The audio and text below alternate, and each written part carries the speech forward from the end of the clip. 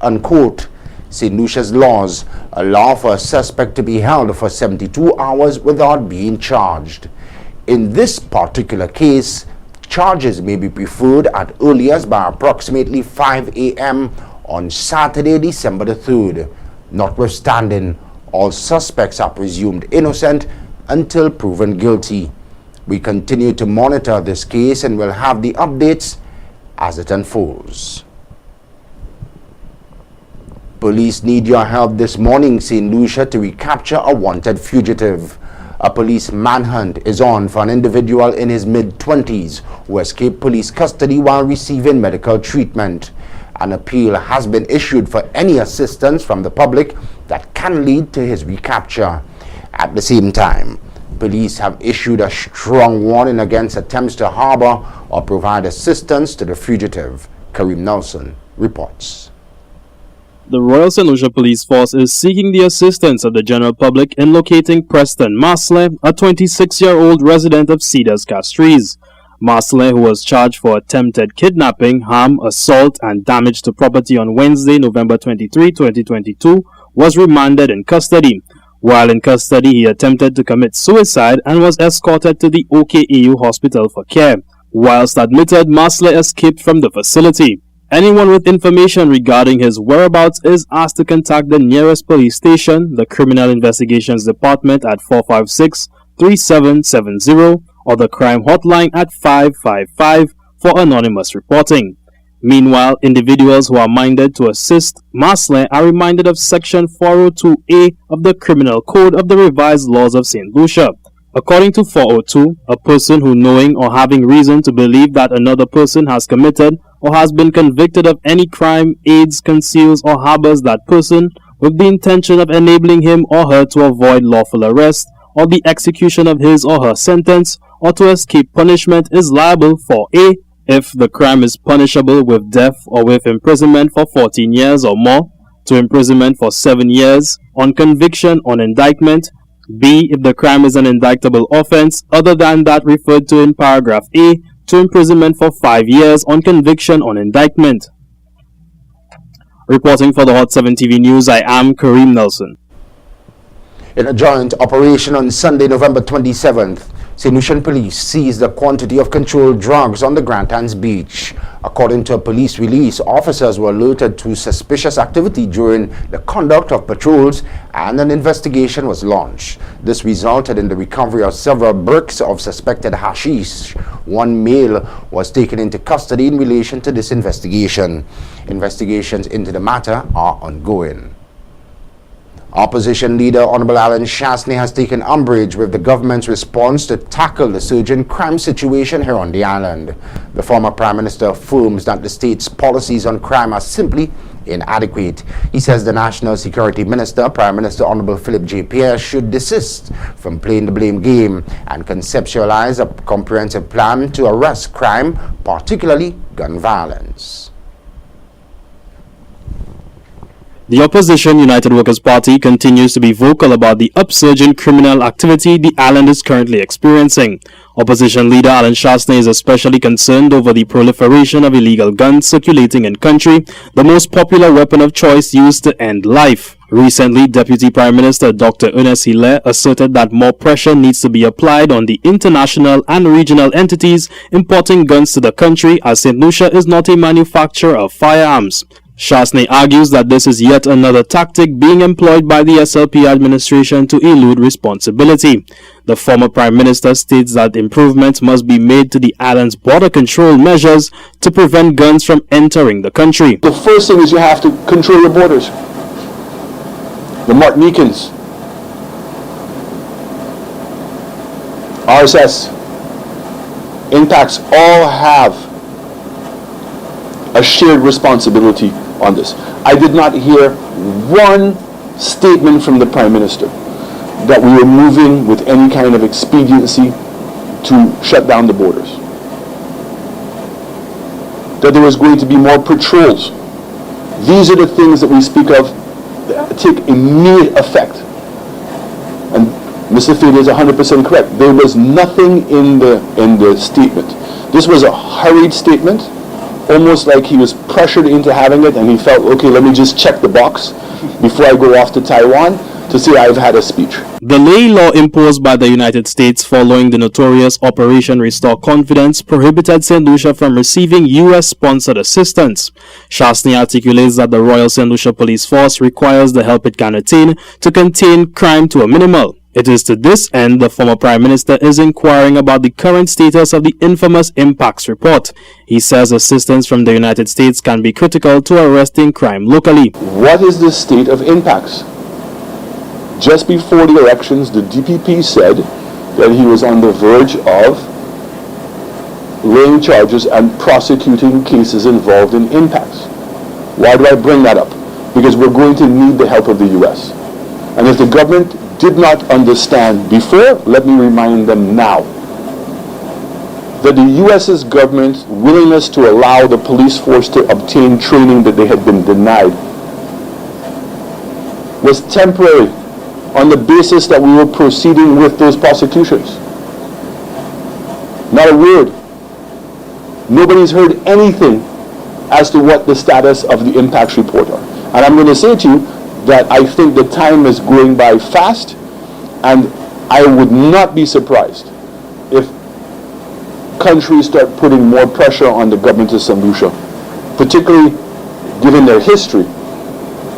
And our police force need more support than ever before. SHANNON says that the SLP administration needs to be more firm on crime and refrain from diverting blame to other entities in society. Reporting for the Hot 7 TV News, I am Kareem Nelson. Kareem will have more from the opposition's press conference in just a bit, but first, local police are seeking to strengthen their relationship with the public in an effort to foster a joint approach to crime fighting. As the RSLPF observes Police Week, officers say the observance is timely as the nation grapples with an uptick in criminal activity and gun violence. The objective of the initiative aligns with the Royal St. Lucia Police Force's Community Policing Initiative that has so far proved to be a useful crime-fighting strategy. The Royal St. Lucia Police Force is currently observing a week of activities geared at ingratiating officers to the public. The inaugural activity, the Commissioner's Church Parade, was held on Sunday the 27th of November at the St. Anne's Parish Church in Monrepo, Micoud. Thereafter, the officers took part in a friendly football match at the Wen playing field against the Monrepo Veterans football team. The police emerged victorious, scoring 7 goals to the Monrepo Veterans' 2-goal score. The next activity was held yesterday, Tuesday, November 29th. Divisional heads of the police force joined their colleagues in distributing food hampers to sick and shut-in individuals in various communities around the island.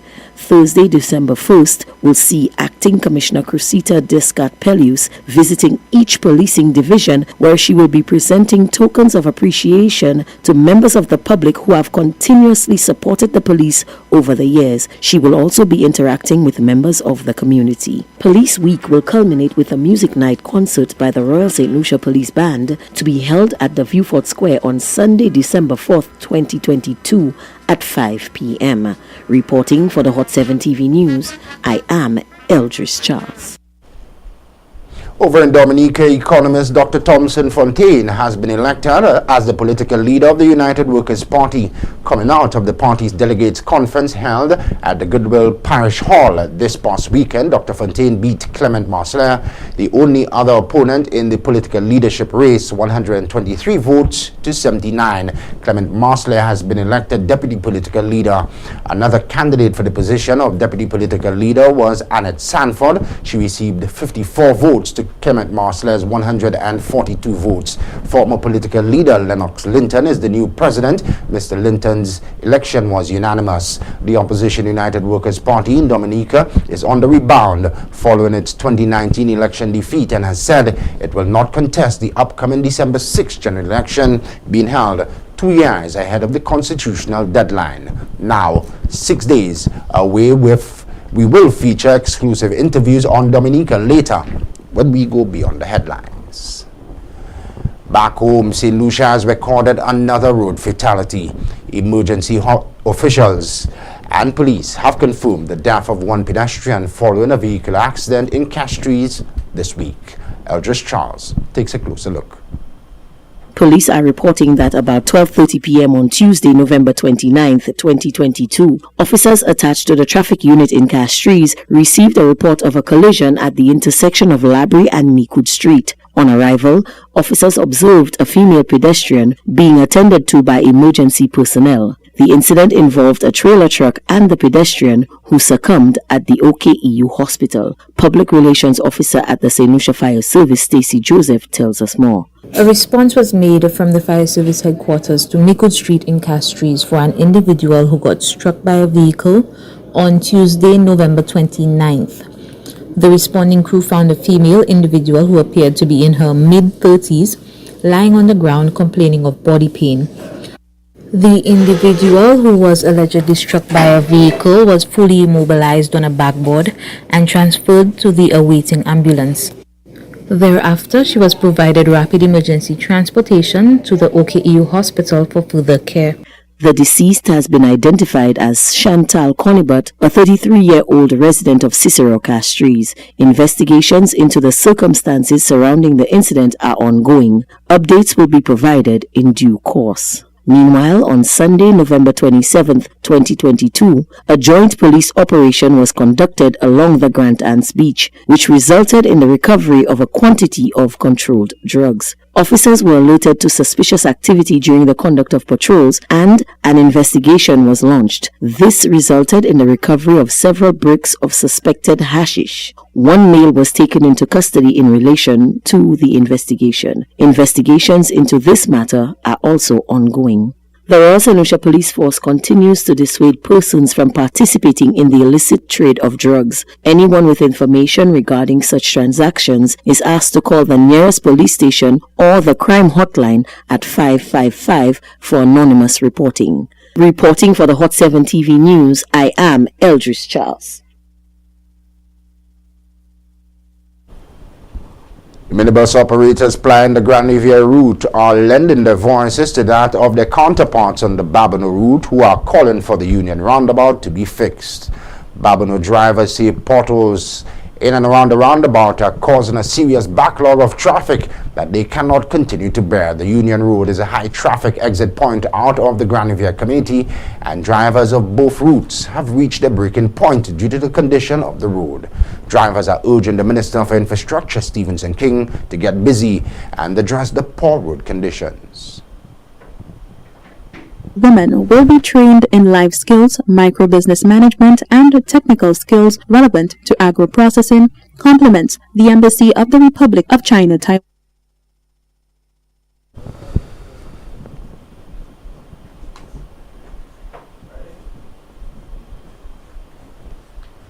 We do apologize for that mix-up in report there. We will get back to that story in just a bit, but first, the Plant Research and Development Division is currently embarking of meetings and training in an effort to sensitize extension officers, farmers, and the public about the South American palm weevil affecting coconuts and other palm species. More in this report. American palm weevil is an insect that has thrived in St. Lucia for many years. However, its recent behavioral changes have led to its classification as an invasive species because of the harm it causes to coconut trees. The Agricultural Ministry's sensitization efforts take the form of a classroom session followed by a practical hands-on field demonstration where participants learn of environmentally friendly methods to reduce pests population. Crop Protection Officer Steffi Ramin explains that the coconut subsector remains a major source of income for farmers across the island. She highlights the importance of educating key stakeholders in order to protect the nation's food security. So the South American palm weevil, it's an insect of interest or pest of interest to the crop protection unit because not only does it destroy the production capacity of the coconut plant and it kills it, it's also a vector to the red ring nematode, which is it causes the red ring disease, and it's in the neighboring islands of Trinidad, Grenada, and St. Vincent, and we've been trying to keep it out of St. Lucia for the longest while. So far we've been successful, but the best way to keep the red ring disease out is to keep the South American palm weevil populations low. So this is why we're doing this proactive activity, so to speak, and we're trying to do more preventative measures instead of reacting after the fact. The Crop Protection Unit is also carrying out an island-wide survey to follow up on the behavioral patterns of the South American palm weevil. According to Ms. Ramain, it is critical that farmers take precautions with the species because coconut trees infected by the South American palm weevil can die within 3 to 6 months of being affected. The weevil itself has the capacity to fly up to 6 miles in a day. So that gives you a very large contact area if you're looking at one farm in any direction. Farmers who depend on coconuts for if there is supplying fresh coconut vendors or those who supply agro-processors, it's a very important source of income for them. And I know the ministry is looking to increase coconut production on island. So I think everybody needs to do their part to keep the populations low as much as possible to support that sector growing in terms of production. A total of 7 meetings will be held throughout the various agricultural regions, culminating with a closing ceremony on December 6, 2022. From the Communications Unit of the Ministry of Agriculture, I am Anicia Antoine reporting. Thanks, Anicia. Let's go back to that story now. Minibus operators plan the Grand Riviera route are lending their voices to that of their counterparts on the Babonneau route who are calling for the Union roundabout to be fixed. The Babonneau drivers say potholes in and around the roundabout are causing a serious backlog of traffic that they cannot continue to bear. The Union Road is a high traffic exit point out of the Grand Riviera community, and drivers of both routes have reached their breaking point due to the poor condition of the road. The drivers are urging the Minister for Infrastructure, Stephenson King, to get busy and address the poor road conditions.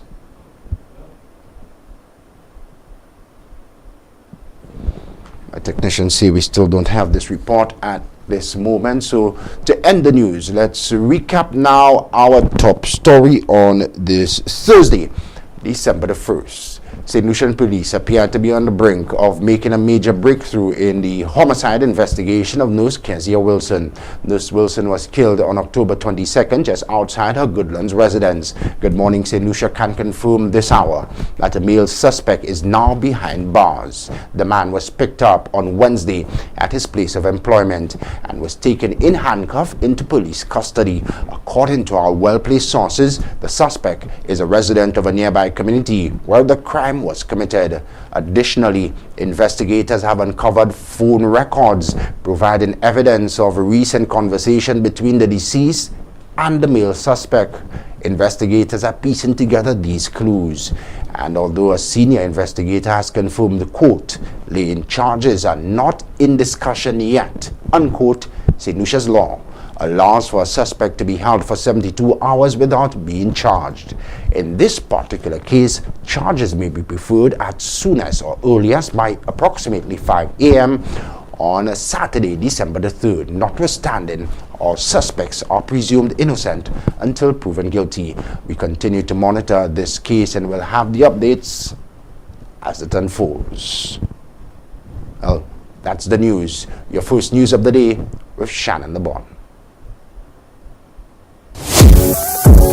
The morning news, first news of the day, is sponsored by Quartz.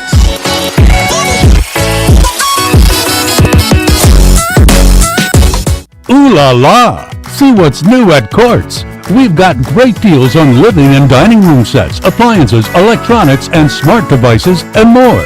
Shop today with no cash using Quartz Ready Finance, 3 to 48-month payment plans available.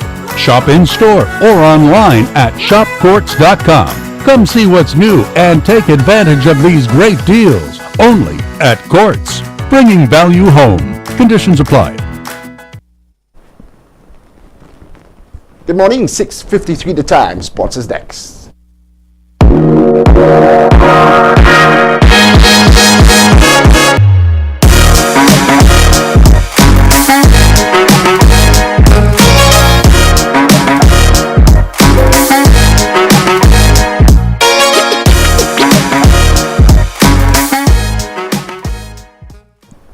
In sports this hour, we kick off with results from the Inter-Schools Under-19 football. Sufra Comprehensive have booked their spot in the finals after edging Babonneau in semi-final action. Scores in that match: Sufra Comprehensive 1, Babonneau Secondary 0. A penalty kick in the 8th minute of the game secured the win for Sufred goal scorer John Wilfred. Meanwhile, the second semi-final will be played today, Thursday, with the St. Lucia Sports Academy coming up against the St. Mary's College. The St. Lucia Sports Academy and Miku Secondary, they played in the quarterfinals earlier this week. The final score in that game, St. Lucia Sports Academy 2, Miku Secondary 1, sending the SLSA into the semi-finals again today, Thursday, against the St. Mary's College. St. Lucia's John Paul helped lift his team, St. Medard Basket, to a 82-89 win over ESMS in the Southwestern Super Cup on Saturday. Paul, a 30-year-old 6'11" center from Bexar, St. Lucia, recorded 14 points and 26 rebounds in the mid-season regional championship title. Well done, lad. Well, on the weekend of November the 25th, 25th to the 27th, an update now on the story provided on Tuesday. Rodney Bay St. Lucia was vibrant with sales of all colors racing in the 2022 Mango Bowl Regatta hosted by the St. Lucia Yacht Club. Saturday's perfect sailing weather brought the regatta racing to a start, with the J24 and SUBRISE classes finishing 6 races for the day, and the racing class finishing 3 longer races. 3 additional races on Sunday completed the series with overall excellent racing conditions, stiff competition, and great camaraderie on and off the water. The Mango Bowl Regatta is St. Lucia's premier sailing regatta and has brought sailors to our island and the waters here in St. Lucia for the 3-day event at the end of November for the past 10 years, celebrating its 10th anniversary, where sailors from Trinidad and Tobago, Grenada, Barbados, Martinique, and host country St. Lucia raced over 2 days, competed for the coveted Mango Bowl and rum prizes. This year, 17 boats were entered to race in the J24 class, 8 French SUBRISE class, 6 races in the racing class, and 3 sailors were especially excited to be racing again in St. Lucia after a few dry years due to the global pandemic.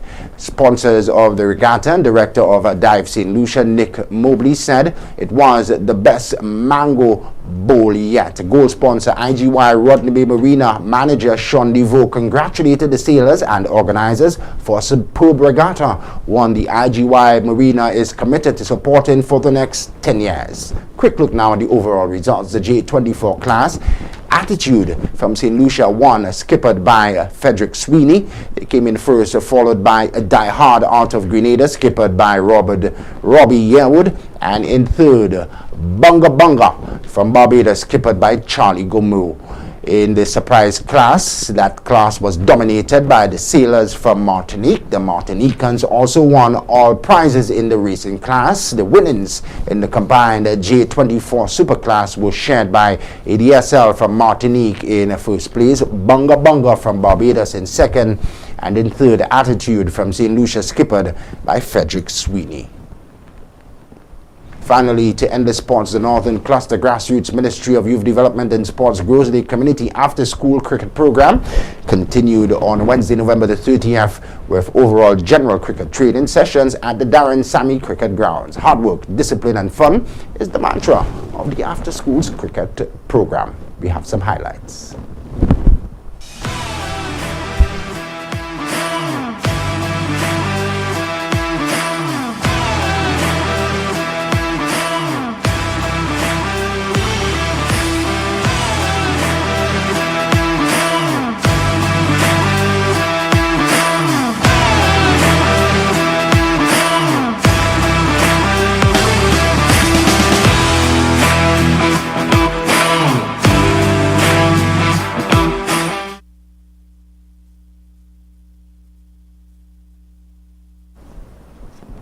Final look there on the morning sports. Weather is next.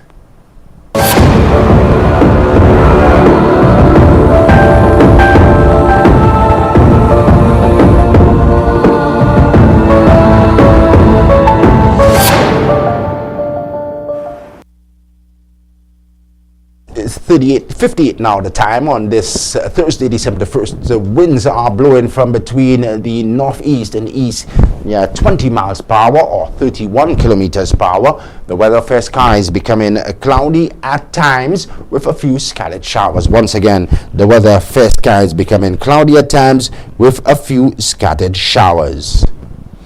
The Atlantic high pressure system will continue to generate northerly, northeasterly and easterly winds and above normal seas across the eastern Caribbean region. Low-level clouds drifting along the wind flow will cause some scattered showers over the islands during the forecast period. That forecast period is the next 24 hours. A weak surface trough located east of the Sovereign Windward Islands is expected to cause a cloudiness, showers and possibly isolated thunderstorms over the southern eastern Caribbean region during the next 24 hours. We'll continue to monitor those weather conditions, so stay with us here on Good Morning St. Lucia. There's lots more on the weather online, www.slumet.gov.lc, or you can check out the weather hotline 454-3452. We say good morning and a warm welcome if you're just waking up and joining us. This is the morning show built just for you. Coming up this morning, we have lots of giveaways as we continue our Christmas programming right here. We'll also journey over to DA country, Dominica. Don, if the graphic is available, can we just preview it before we go to a commercial break? Go over to DA country, Dominica. Why, you ask? 6 days from now, on the 6th of December, the residents over in the Commonwealth of Dominica, they will head over to the polls. What's the latest? This morning we'll have a well-known hotelier and developer over in Dominica join us. There's a new political leader of the mission in DA country who will also be my very special guest, and we'll speak to an attorney at law as well. What's the latest on the ground in Roseau? We'll tell you coming up this morning. That and lots more continue to remain with us from now until 9 o'clock. December the 1st, the start of a new month. It's a new sunrise and a new opportunity to give thanks. Stay with us. We'll be back in just a moment.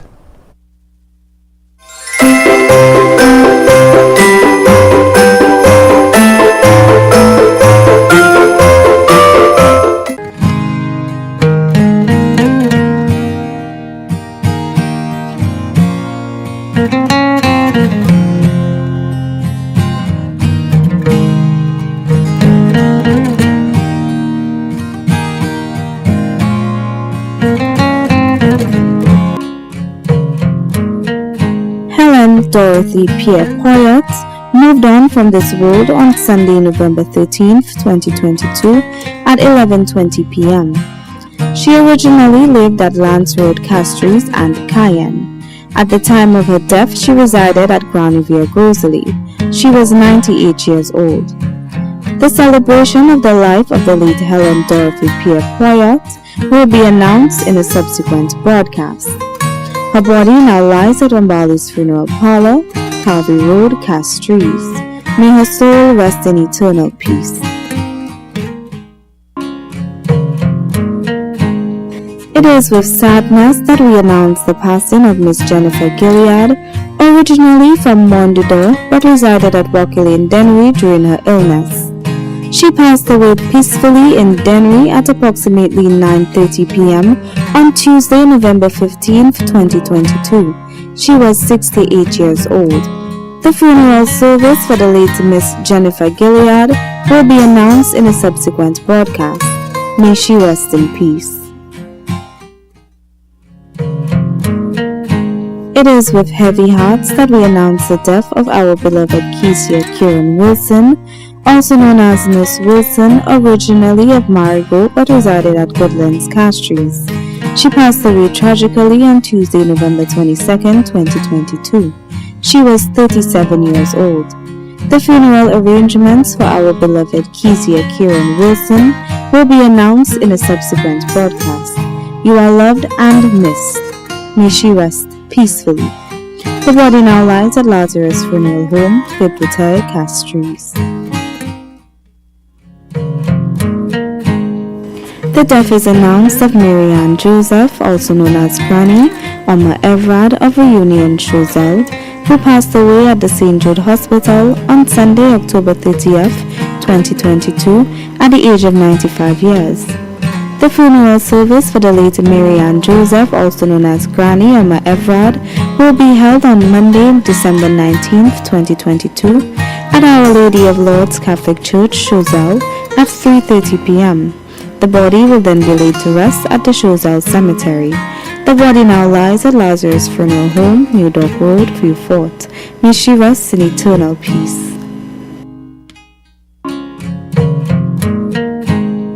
It is with profound sadness that we regret to announce the death of Rena Maurice Leos of Mark Bexer, that resided in Martinique. She passed away at the Laminade Hospital on Wednesday, November 16, 2022, at 4:45 p.m. She was 48 years old. The funeral service for the late Rena Maurice Leos will be held at the First Baptist Church, Darling Road, on Saturday, December 3rd, 2022 at 2 p.m. The body will then be laid to rest at the Shock Cemetery. Sleep on, Rena, until we meet again.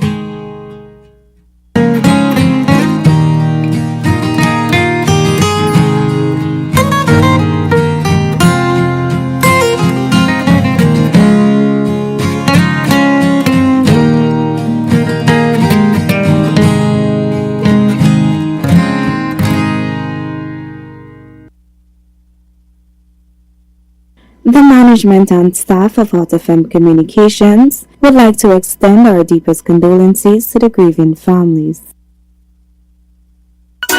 After a long year of waiting, Flow brings you the magic of Christmas giving. Discounts on devices to bring you closer to your loved ones. Prizes to enjoy with your family and friends. And the best in entertainment bundles for everyone to gather around. This Christmas, one gift brings many more. Like more data and speeds to share everything with the family. So sign up, bundle up, switch up, top up, or pay up to win $4,000 in cash or appliances plus other weekly prizes. For the best in Christmas deals and rewards, visit discoverflow.co. Get your clothes sparkling clean with whiter whites and brighter colors. Use Joby antibacterial washing powder. Ultra concentrated formula gives more washes with brightening factors added to keep your clothes looking new. And with the added organic fabric softener, your clothes will be soft and fluffy. Joby antibacterial washing powder is also effective in stain removal for cleaner, brighter, softer clothes with the sweet scent of early spring morning. Use Joby antibacterial washing powder. My family, my love, my Joby. Available at supermarkets island-wide. For orders, call 455-3076.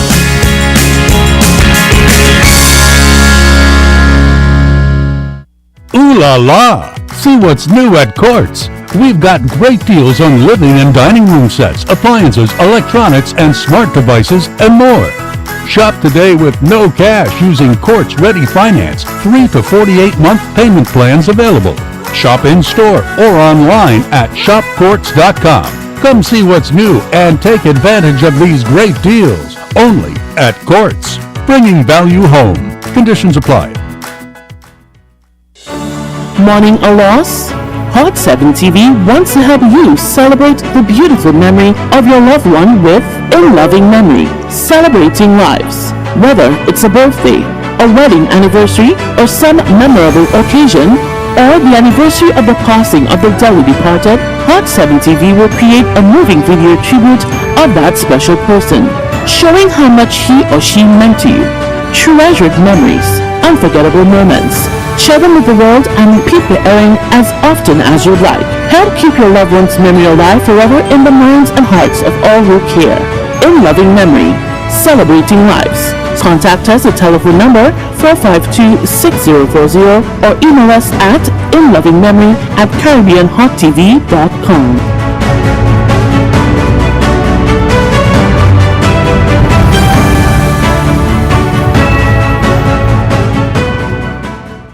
A young man from Bagatelle, Virginia, calls on the public to not stigmatize his vehicular accidents along the Brixton Highway. News from SHANNON welcomes the scrutiny of its CI. One man is in police custody following the shooting death of the wife of a police officer. Look out. for the Midday News with Daniela Edwin on Hot 7 TV.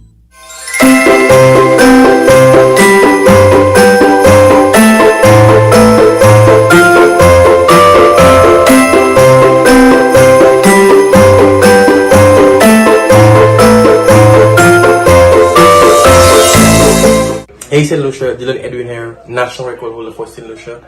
I invite me to join Shannon LeBourne show Good Morning St. Lucia on Hot 7 TV every morning. Now I'll see you at the finishing line.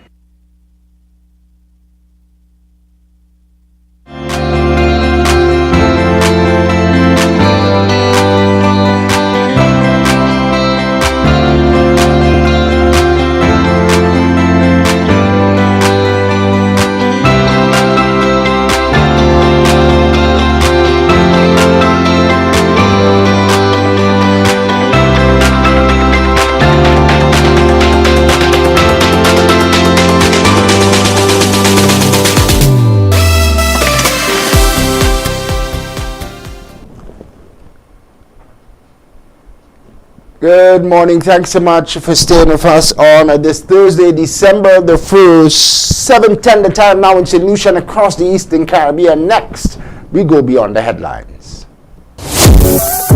Beyond the Headlines is sponsored by Flow.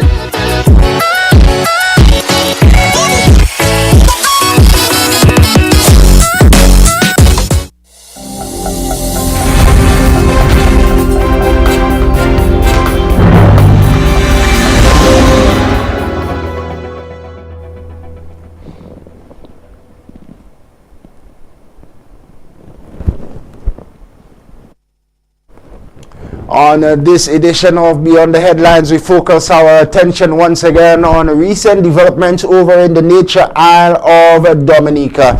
In 6 days from today, on the 6th of December, citizens of the Commonwealth of Dominica, they will return to the polls yet again, the last time going to the polls in 2019 to give the ruling Dominica Labour Party government led by the Honorable Roosevelt Skerrit another 5-year term. Elections again being called 2 years well ahead of the constitutional deadline. Lots happening. So what's the latest, we ask, in Roseau, Dominica as we get set for elections yet again? My very first guest on Beyond the Headlines this hour, prominent Dominica hotelier and developer, Mr. Sam Raphael. Mr. Raphael, bonjour, thanks for waking up early and thanks for agreeing to join us here in St. Lucia.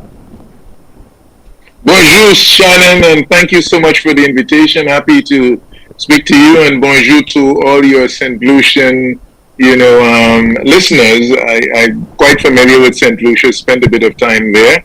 I enjoy the island very much, but I know you have a much wider base in the wider Caribbean and even in the United States, etc. So I want to say good morning to everyone. Nice. Good morning and thanks for coming on. The pleasure is ours to host you this morning as we focus on Dominica elections, of course, electoral reform and more importantly, the latest on the ground in Dominica, so close to another general election. Let's start off, Mr. Raphael. Our quick research ahead of this interview have pointed us into the direction where we now know you are considered one of the Caribbean's most imaginative and resourceful entrepreneurs. Tell us first a little bit about yourself, Samuel Raphael.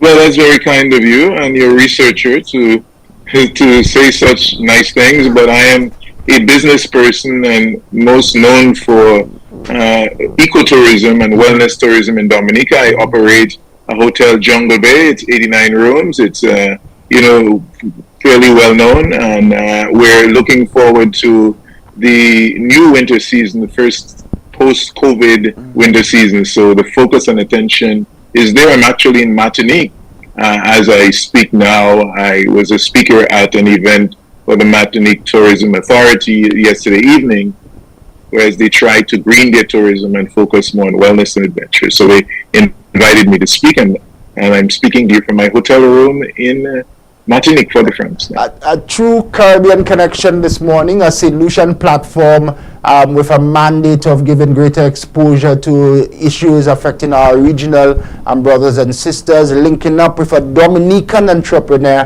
who is now providing service in Martinique. So a real Caribbean OECS link up this morning, our pleasure. Your resort, Jungle Bay, it opened up in 2005. How's business been post-COVID? As you said, looking ahead to the first winter season since. Well, we've had a lot of bumps since 2005, but we've been very successful. We got hit by a tropical storm in 2015 that severely damaged our property, and we rebuilt it, opened in 2019, just in time for COVID. And we've been, under the weather a bit between the hurricane storms and COVID. But we're very optimistic. The bookings, advanced bookings, look pretty good for the season going forward. And fingers crossed, hopefully things will continue to do well. We have a direct flight now in Dominica from the United States. We've never had that. St. Lucia's had that for a long time. And so that's been a game changer for us. So we're very optimistic and looking forward to having a good season. Excellent. This winter. Ourselves as well in St. Lucia, and I know other neighboring territories looking forward to a strong winter period as well. COVID, and let's talk tourism for a bit before we switch to Dominica. Recent developments. COVID really exposed, so to speak, the fragility of the tourism sector and many other sectors to exogenous shocks like the pandemic. What is your assessment of what can be done to ensure greater levels of sustainability for this vital tourism sector? Well, it certainly has exposed us, but when you're challenged, you usually come out and you put your best foot forward and you look for new opportunities, and this is what has happened post-COVID, because most people now are focused on wellness and things of that sort, and this is the niche that Dominica is in. So we're seeing a lot of people coming for wellness retreats and adventure, and then we see longer stay people, because right now you can work from home and operate on the media that we're on Zoom and other social media platforms, and we're seeing a lot of people now that want to come to these islands, Dominica, St. Lucia, etc., with their young families and maybe live here for a year or two or for months and work out of the hotel and stuff. So it's a time of change, but a time of new opportunities. So we're optimistic. We can't control the things we can't, but the things that we can control and where we see opportunities, we're trying to take advantage of them. So it's an interesting time, I think, going forward for the entire Caribbean. It gives us an opportunity to reflect and maybe to come back again even more competitive than we were before. Excellent. Thanks for that outlook and for sharing parts of your vision with us. Let's go to the meat of the matter, where I know a lot of Dominicans who tuned in, and our friends in Bridgetown, Barbados and elsewhere tuned in this morning for a specific update on what's happening on the ground in your nature isle. Exciting times for many. You go back to the polls on December the 6th, 6 days from now. What is your honest assessment of the political developments in your nature isle?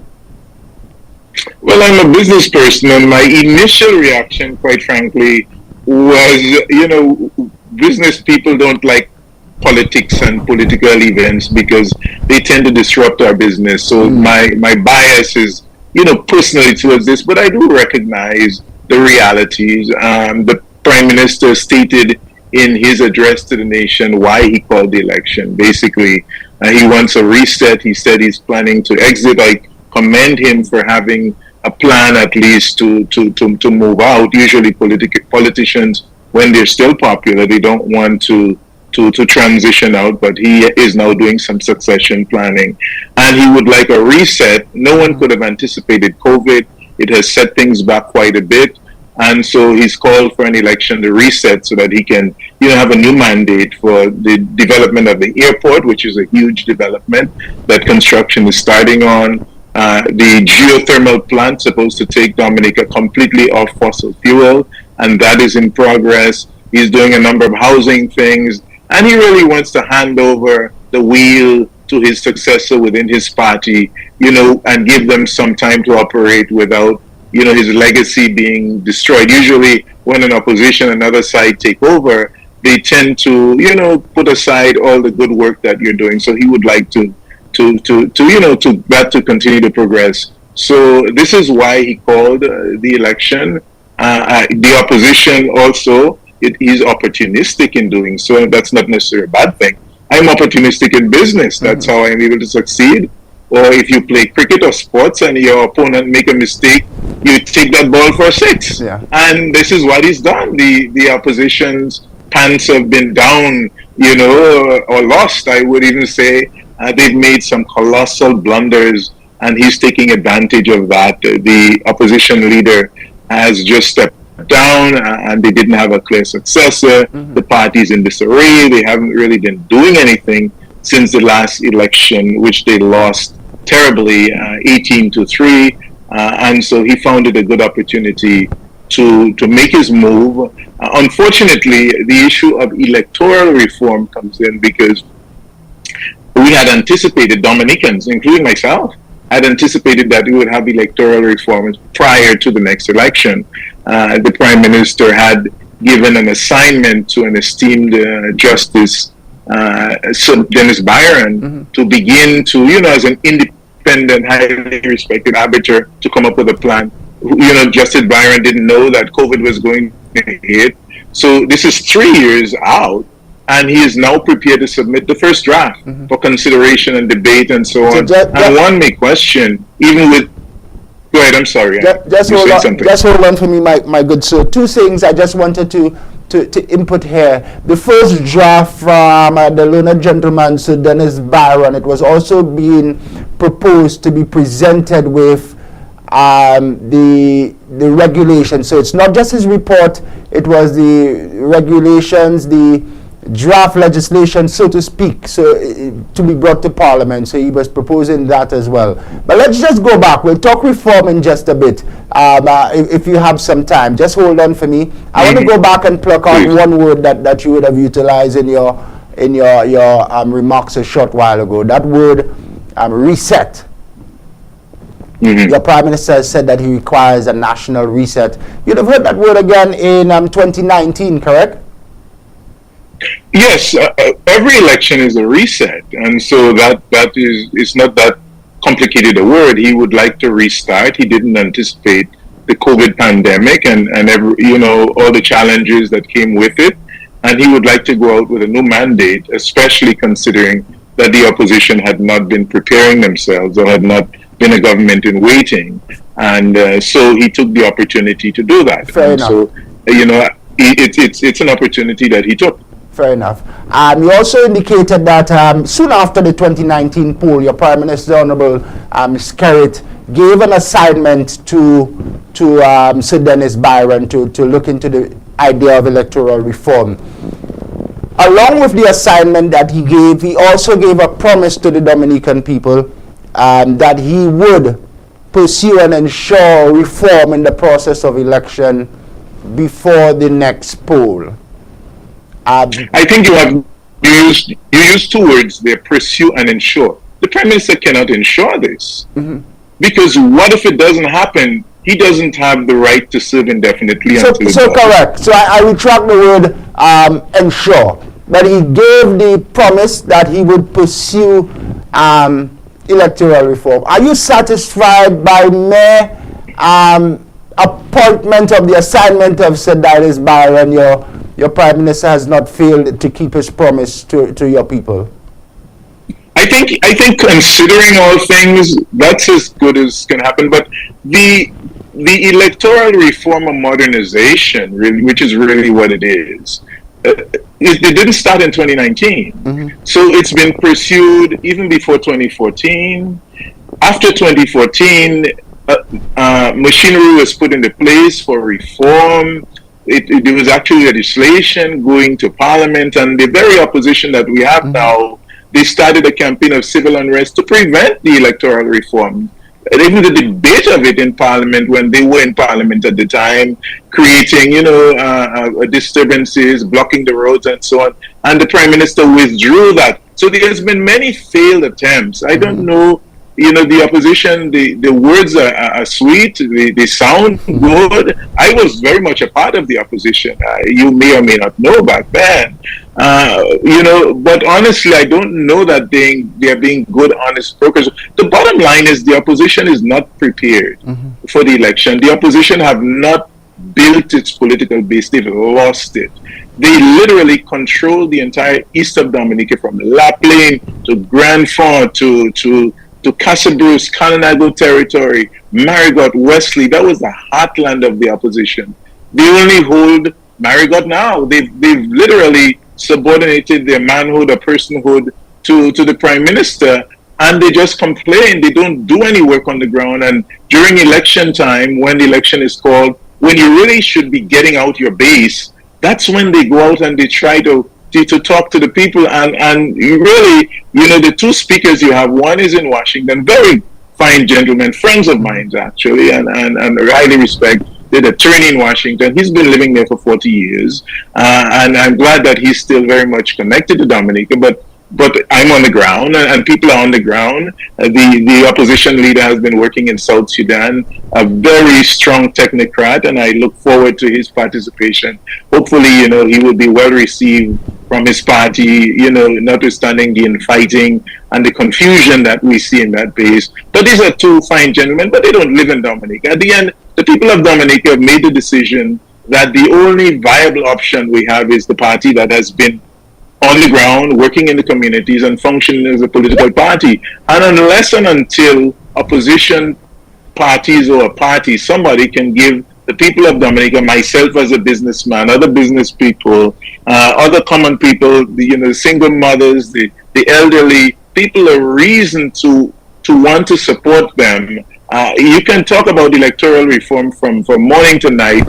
You can, you're not going to get elected. You don't get elected because of electoral reform. You get elected because you convince the people that you're the best option, and the opposition, quite frankly, isn't even focused on doing that. So this is what we have, an 18-3 situation in Dominica, and we're going to the polls. You suggested to re-elect Mr. Scarrett. I don't know. You right now you have more candidates on the ballot than we've had in the past two elections. So at least give the opposition, the independence and opportunity to fight. You never know the mood of the people. So we'll go forward and see what happens. So just hold for me. You said that right now you have more candidates on the ballot than you had in the previous election?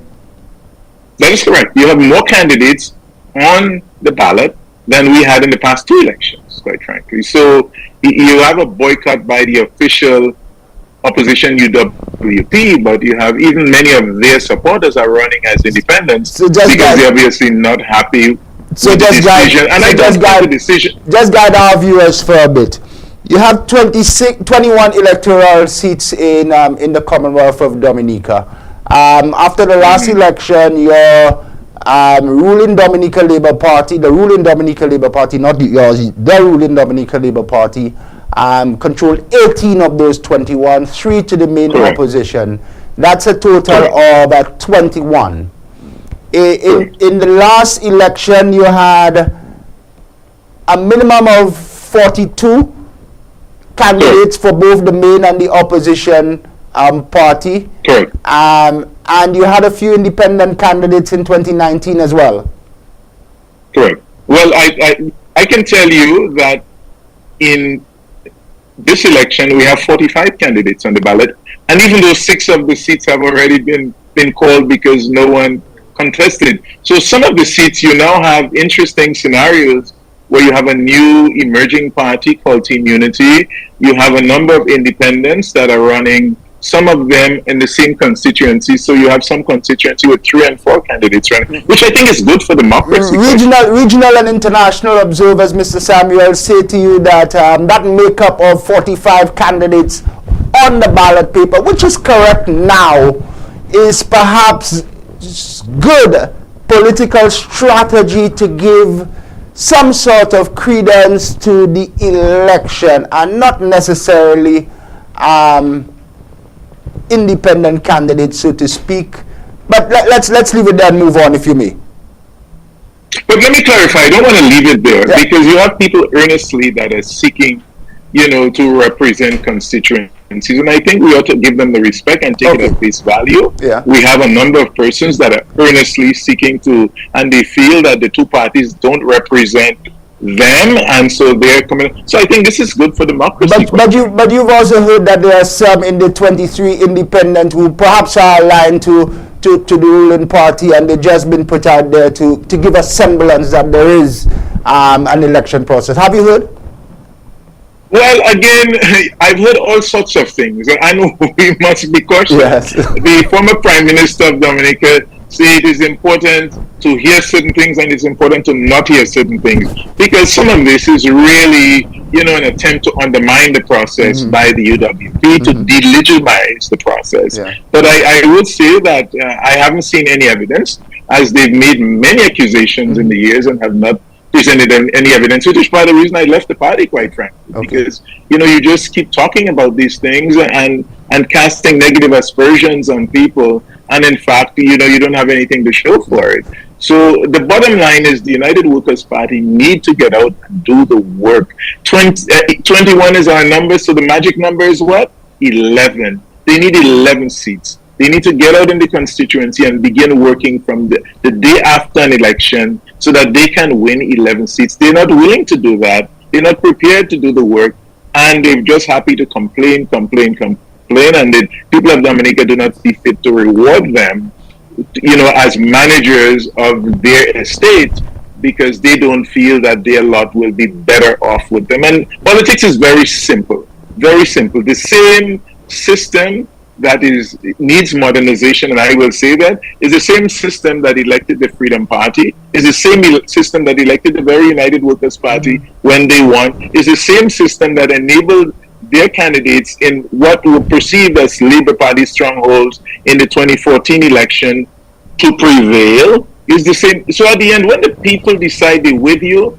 they're with you. When the people decide they're not with you, they're not with you. And as far as the average Dominican will tell you right now, the opposition doesn't have much to offer them. And as a result, they're just going to go in and re-elect Mr. Skerritt. And we'll see. I don't know what the outcome is going to be, but we'll see. But hopefully coming from this, we will have electoral reform. This Byron redo will start now, and it will be debated in Parliament. But incidentally, unfortunately, the United Workers' Party will not even be in Parliament to debate this, because they decided, I don't know where the strategy came from, to not participate in the process. So where does that leave them? They will be out of the people's house, out of the Parliament for the next 5 years, unable to do the people's business at this most challenging time. I think Dominicans are not happy with this situation. And wish that they were there, somebody was there, would be there to debate the government. We need the government that is debated. We need a good opposition to keep the government on their toes at least. And unfortunately, the opposition has abdicated that responsibility. Just hold for me, Mr. Samuel, just for a bit. We may have to do some adjustment for Mr. He's back in full focus now. That's fine. The main opposition party says that its major obstacle to acquiring the 11 seats required to form a government in Dominica is the fact that the electoral process is not level, and according to some well-respected regional institutions as well, Mr. Samuel, the election process needed review, it needed upgrade, it needed change before your citizens should be asked to go to the polls again. Institutions around the region have said so. They could not have presumed just like your Prime Minister, that we would have had COVID, which is perhaps the factor that you're saying which led to him going ahead with another election before keeping the promise of electoral reform. But just bear with me, an astute businessman like yourself, sir, I know you take and keep highly to preserving the integrity of processes, especially in your business and in negotiation as well.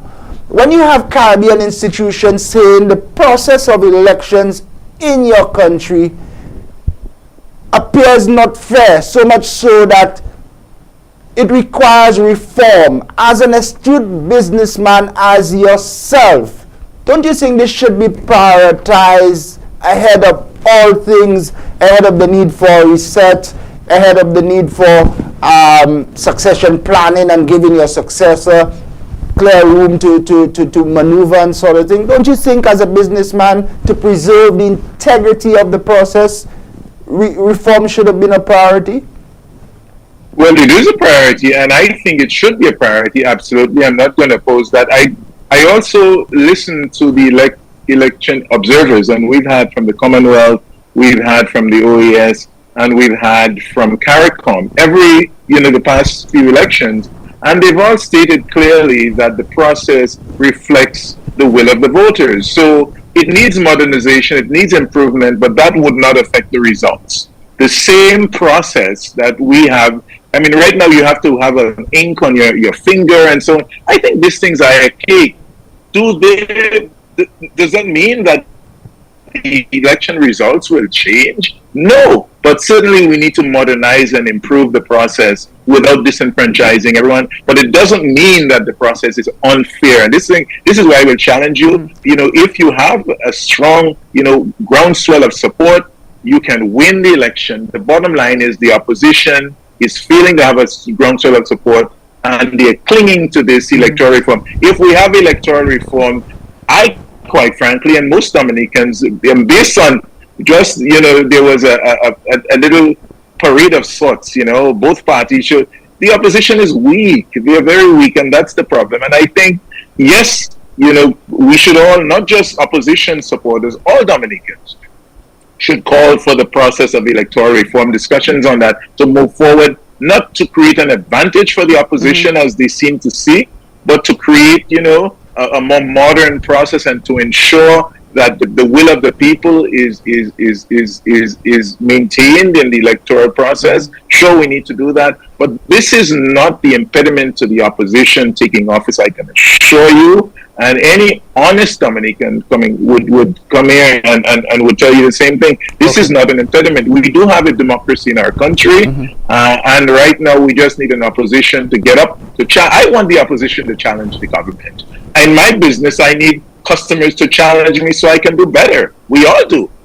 We all need competition to make us better, and that's what, as a Dominican, I would like to see the government more on their toes, and hopefully an opposition that can take over government at one point, that a reasonable business person like me can say, okay, now, if one side win, I think we'll be okay. If the other side win, I think we're better off. And that's what we would want as a country. And unfortunately, this is not the reality in Dominica. So I would encourage my friends, they're going to come on your program in a little while. And I do appreciate everyone's contribution. We all, may not sing from the same songbook, but we should all respect each other and not cast aspersions on why, we think that. Look at things at face value and say the Dominican people are not stupid.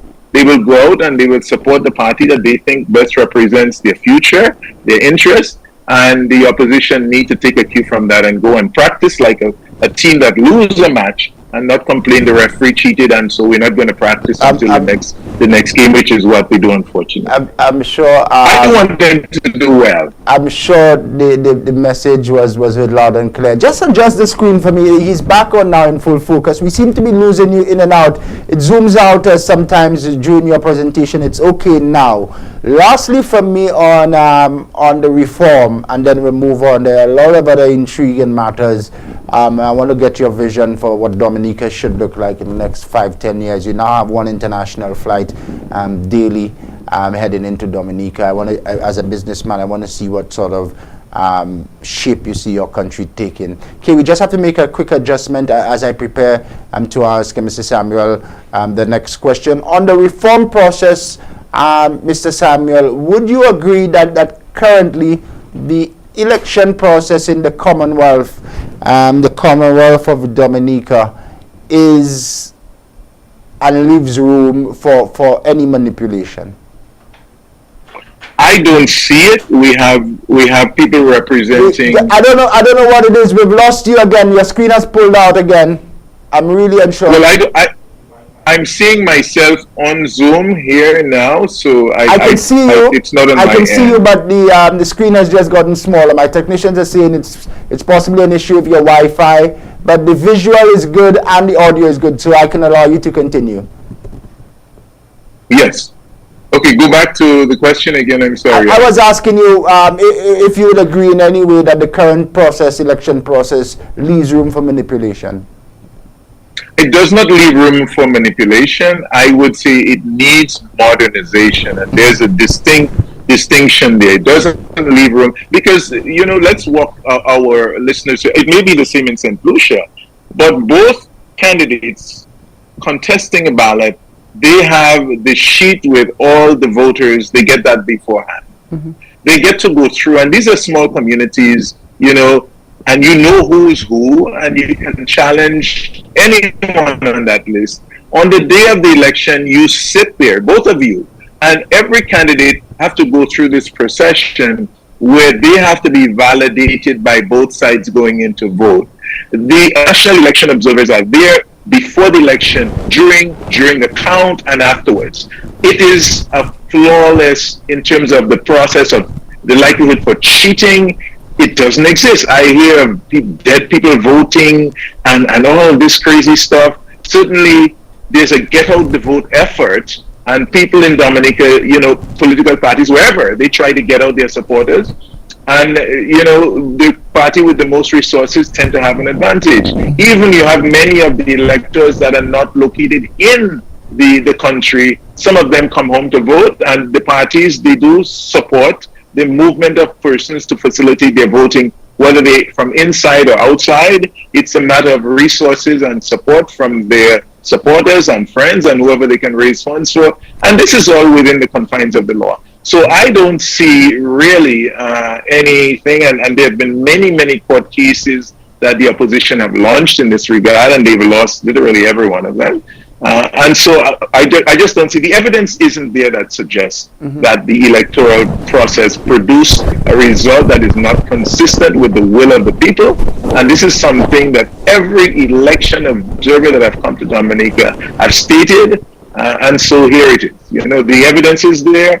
Other people have their opinions. I wish them well with their opinions, but at the end of the day, we live with facts and the results. Yeah. I wish we had a lot more time this morning, Mr. Samuel, to take a closer look at the number of voters which form part of the current voter list. But let's leave it there. Perhaps when next we speak, we can go into those matters. A lot of which are domestic concerns for the people of the Commonwealth of Dominica. But yourself as a businessman, you're now able to accommodate international flights coming into the Commonwealth.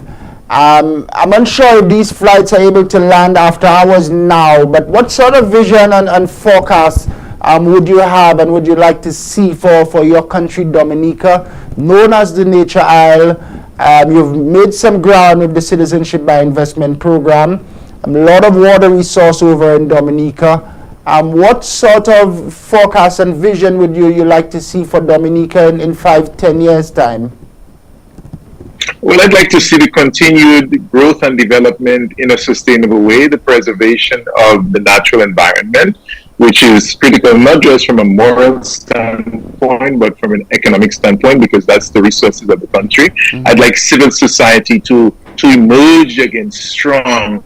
We've sort of, because of the political situation in Dominica, we've lost a lot of the civil society because they've become partisan.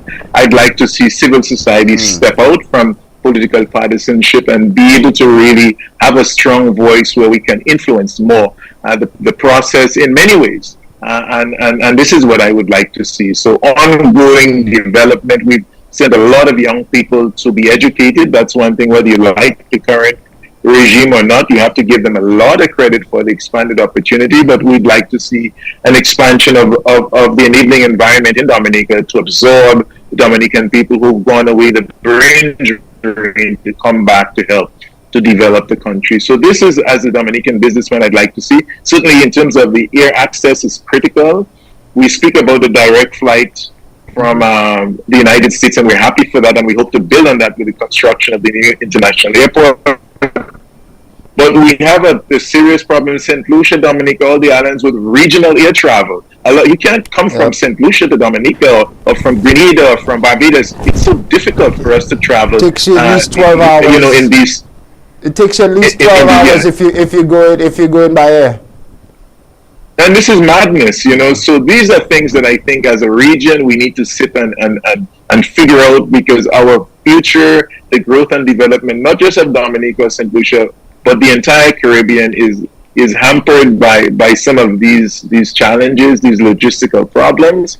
And so we need to focus on some of these, and some of the nonsense partisan political thing. I think we need to grow up and move beyond those things and to see how we can find common ground as citizens of these countries, and even, you know, between countries, as I am here in Martinique now, you're in St. Lucia, Dominica, to see how we can work together as a small marketplace to help to develop our islands, our island states.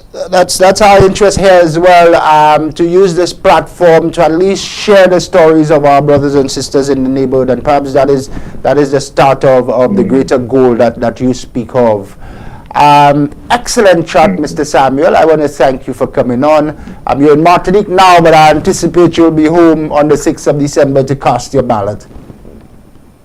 Absolutely, I intend to, and as soon as that new golf course is I intend to come there and to christen that new golf course that you're building in St. Lucia. I love your island. I love your people. Excellent. Mr. Samuel Raphael, prominent Dominican hotelier and development. Thanks for coming on again. Fantastic chat and nice seeing you this morning. Thanks so much, Shannon. Yeah, have a good day. Talking developments over in the nature isle of Dominica just there, and he said he'll definitely be heading home to cast his ballot on the 6th of December when Dominicans go to the poll.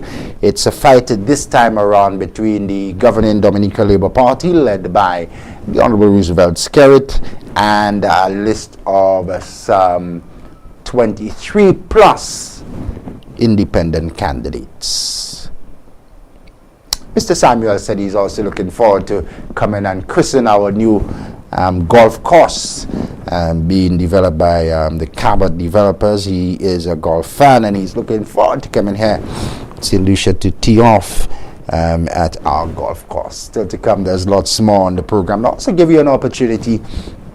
Compliments my fantastic sponsor, my great sponsor, Joby Antibacterial Washing Powder, to win a fascinating prize today, Thursday. So still to come, the newly installed political leader of the main opposition United Workers Party over in Dominica. He will be my very special guest, and then we go over to New York City to have a chat with an attorney at law and an advocate of democracy. Stay with us. This is the new course to discourse. Happy holidays to you and yours.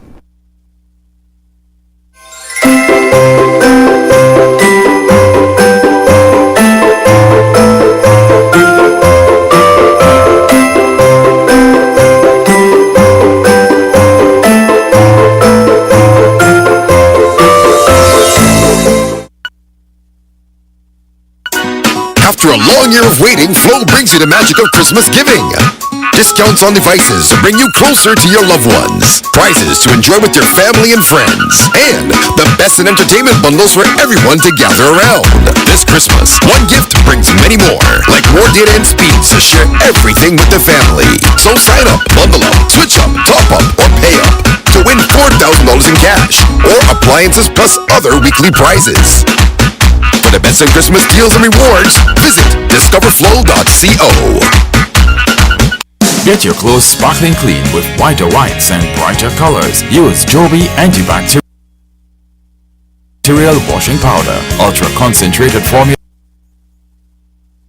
gives more washes with brightening factors added to keep your clothes looking new, and with the added organic fabric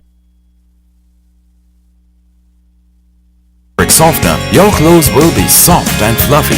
Joby Antibacterial Washing Powder is also effective in stain removal for cleaner, brighter, softer clothes with the sweet scent of early spring morning. Use Joby Antibacterial Washing Powder. My family, my love, my Joby. Available at supermarkets island-wide. For orders, call 455-3076.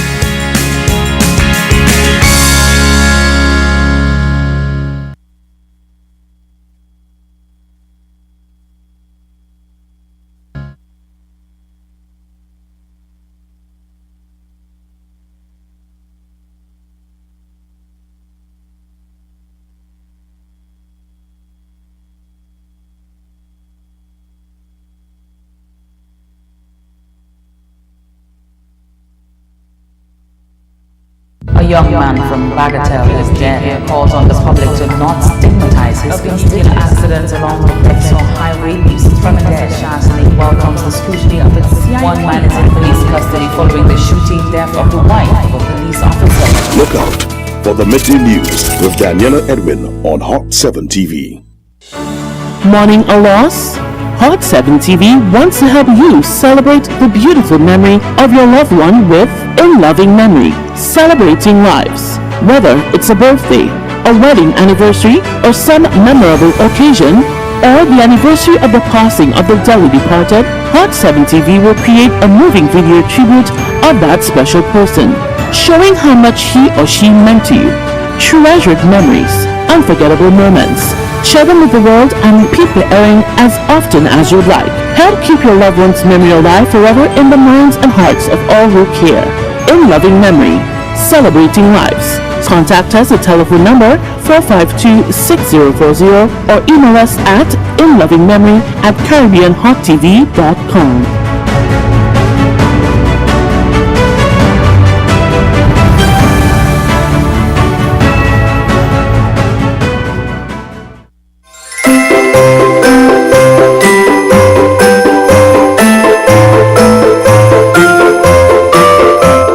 Good morning, St. Lucia. Vibes at sunrise. An informative, enlightening, stimulating package. It can be taken as your morning cup of tea. Fortuna Anthony endorsing Vibes in the Morning.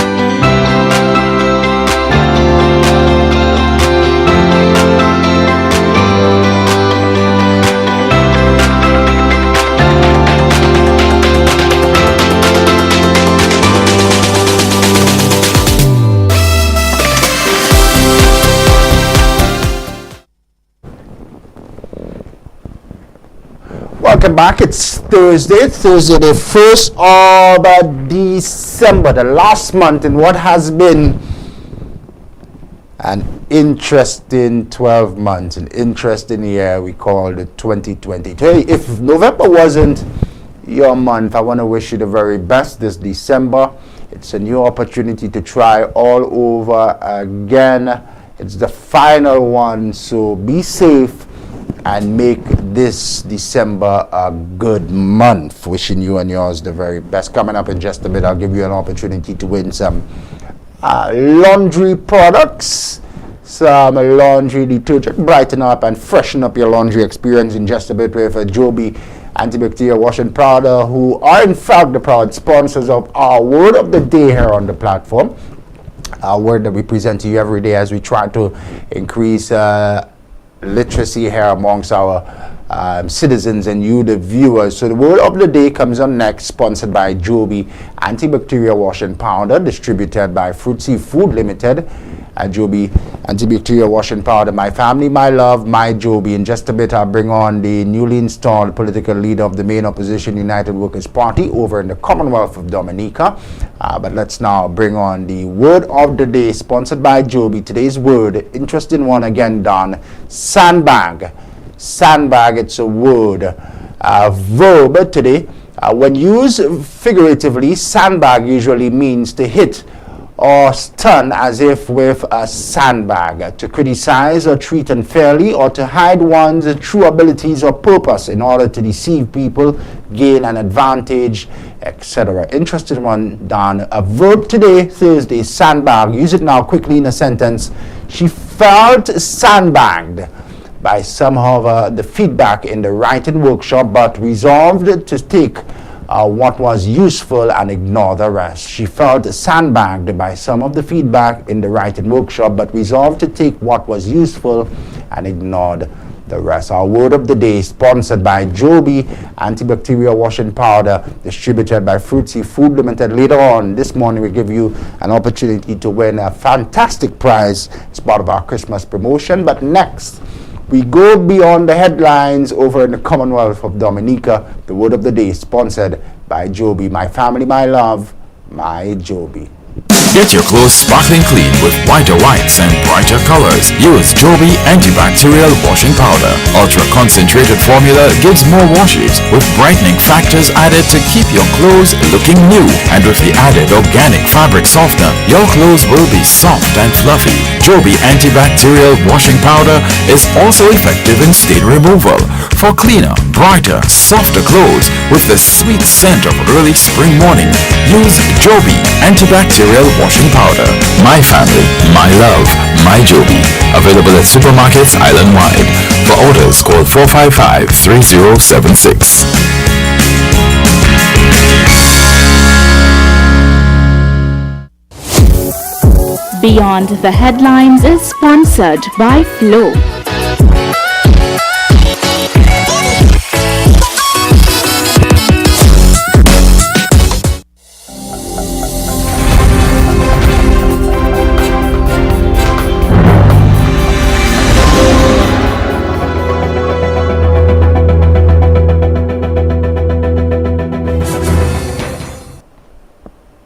Let's continue now beyond the headlines, brought to you with the kind compliments of St. Lucia's #1 telecommunications provider, Flow. A short while ago, we were over in Martinique with noted Dominican entrepreneur and hotelier. This hour, we go over to the Commonwealth of Dominica. I'm anticipating he's perhaps in Roseau, but he'll tell us in just a bit where he is. The newly minted political leader of the United Workers' Party over in the Commonwealth of Dominica, Dr. Thompson Fontaine. Bonjour, welcome to the program and thanks for agreeing to be with us.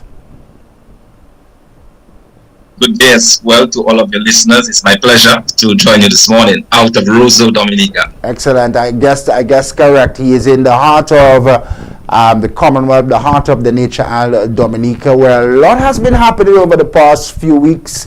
Let's begin by extending congratulations to you, Dr. Fontaine. Post your party's conference of delegates last weekend, you emerged as the new political leader. So from us to you, congratulations. Thank you very much. I appreciate it. Thank you. You're most welcome. Our research of Dr. Fontaine pointed us to several sources which listed you as an esteemed economist who has years of experience working on a range of EU-funded projects in the Caribbean, in Africa, and in other parts of the world. Tell us about yourself, Dr. Thompson Fontaine, the experience that you bring, and how you anticipate your experience will make life better for the people of Dominica and for the wider Caribbean region. Thank you very much. And let me just say that I am an economist by training. I joined the International Monetary Fund in 1998. Worked for about 14 years at the IMF. During that time, I was engaged in several interesting projects, including in Afghanistan, where after the war in 2002, after the Americans left in 2002, I was one of 3 economists that was sent into that country, restore the central banking system there, to introduce the new currency in that country. It was a very interesting assignment. I worked in countries as diverse as Vietnam, as South Africa, and several African countries. I worked on the southern part in on French-speaking Africa, Niger and Benin. So a vast experience in that area, basically allowing or working with countries. During that time, I was fortunate as well to work within the Caribbean region. I worked with the central bankers here in the Caribbean, training our central bankers from Bahamas all the way down to Guyana. Also did the same in the Arab world. United Arab Emirates, trained all of the bankers from Kuwait, from all the Arab-speaking countries in banking, in central banking issues. So I have that experience.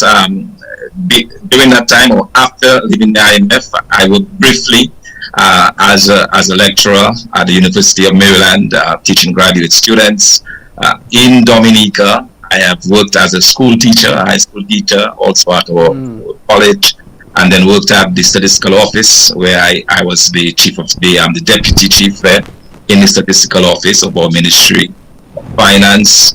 After having left the fund as well, I worked on a very important project in St. Kitts, an EU-funded project to devise a debt strategy for that country. St. Kitts at the time was one of the highest indebted countries in the world, and I was charged with putting together a debt policy to basically get them out of the state of debt, and I must say that has been a raging success. The country is on a very solid footing and one of the more advanced countries in the Caribbean. Once I left the fund, I came into Dominican politics, did a short stint, contested the elections of 2014 with the opposition party, which I now head. At the time, the night of the election, I was the winner. The following, I lost by 2 votes. It's just the nature, and we'll talk a lot about that, I'm sure, as we go along. I served as a senator in the House of Assembly for about 3 years, and then I left in 2017 for a very important assignment in South Sudan, where I serve in a very senior position within an organization called the Joint Monitoring and Evaluation Commission, which is responsible for overseeing the task of a unity government that is in place in that country. I'm the head of strategy in that outfit, and just working to bring peace and to a very troubled world, and that has been my engagement for the past 6 years. Excellent. Thanks for that. In just a bit, I'll question you because I'm interested in leaning a bit on your experience as an economist to find out how you think we can help solve some of our economic challenges, not just in Dominica, but across the Caribbean. But your 2014 experience, when you were declared a winner on the evening and again in the morning, you were defeated, brings us here in St. Lucia back to a very familiar political history of ours, where there's a famous quote, "It will be all right in the morning." One politician, having lost in the evening, was told by an insider, "It will be all right in the morning."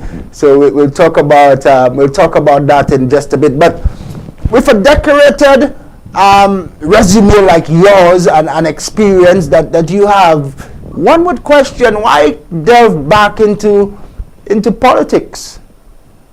Well, for me, it's a very simple matter. It's about using the skills that I have gained, using a God-given talent back to my country. When I view my life, the fact that I came from a very small village in Dominica, I'm the son of band of farmers, and having worked my way through and given the opportunities that I have been given on the world stage, I thought there would be no better way to repay the one who gives those gifts, which is God, to come back to my country and use those skills to develop our country. And I must say, there is a great need at this time for my type of skill set, which would really focus on re-energizing the economy, providing opportunities in particular for young people here in Dominica. Let's tap into your skill set for a bit now. Your country, like ours and many in the Caribbean, suffer from high unemployment, and the economic space is closing and getting a lot tighter. Governments finding it exceedingly difficult to grow their economies and to attract sustainable investment. Based on your experience, and you have been observing where we are now as a region, what are some of the areas, the new areas of opportunity that our countries can begin to look to, and what should be the strategy now to grow the economy outside of the traditional means? One of the problems that the Caribbean region has experienced, and it's something that I've been looking at very closely because for the past 2 years I've been instructing the diplomats to come out, U.S. diplomats to come out to the Caribbean. I've been on the Caribbean economies. I've had to research and do a lot of work to understand what's going on. One of our main issues there is that we depend very heavily on one industry or one sector. So in some countries like Barbados, for example, it is that huge dependence on tourism, as it is in Antigua. Our countries have failed to be able to diversify their economies. Dominica and for a large part, we are solely reliant on CBI. And what happens is that when you have a dominant industry, it becomes very easy for the countries to focus and put everything, all the focus on this one industry. But we saw what happened with COVID. Almost destroyed Antigua and Barbados, and even St. Lucia to some extent, relied so heavily on tourism. The opportunities for us in the Caribbean, we have to look beyond, and the knowledge industry is probably going to, because what the knowledge industry allows us is the use of using our computers, using the internet to be able to tap into tremendous opportunities across the globe. For example, an individual can stay in St. Lucia or Dominica and actually have a good paying job through that connection in the knowledge industry. That is something I believe that we've not paid enough attention to in the Caribbean. It's something that can really create a lot of jobs. In addition to that, I think we need to use our natural environment. At Dominica, we failed to use agriculture. We are blessed with incredibly, you put a stick in the ground in Dominica, it should stay. That is how fertile our ground is. So finding a way to use those in a way that can add value to agriculture. So having a very good agro manufacturing base. Dominica, we are blessed as well with water.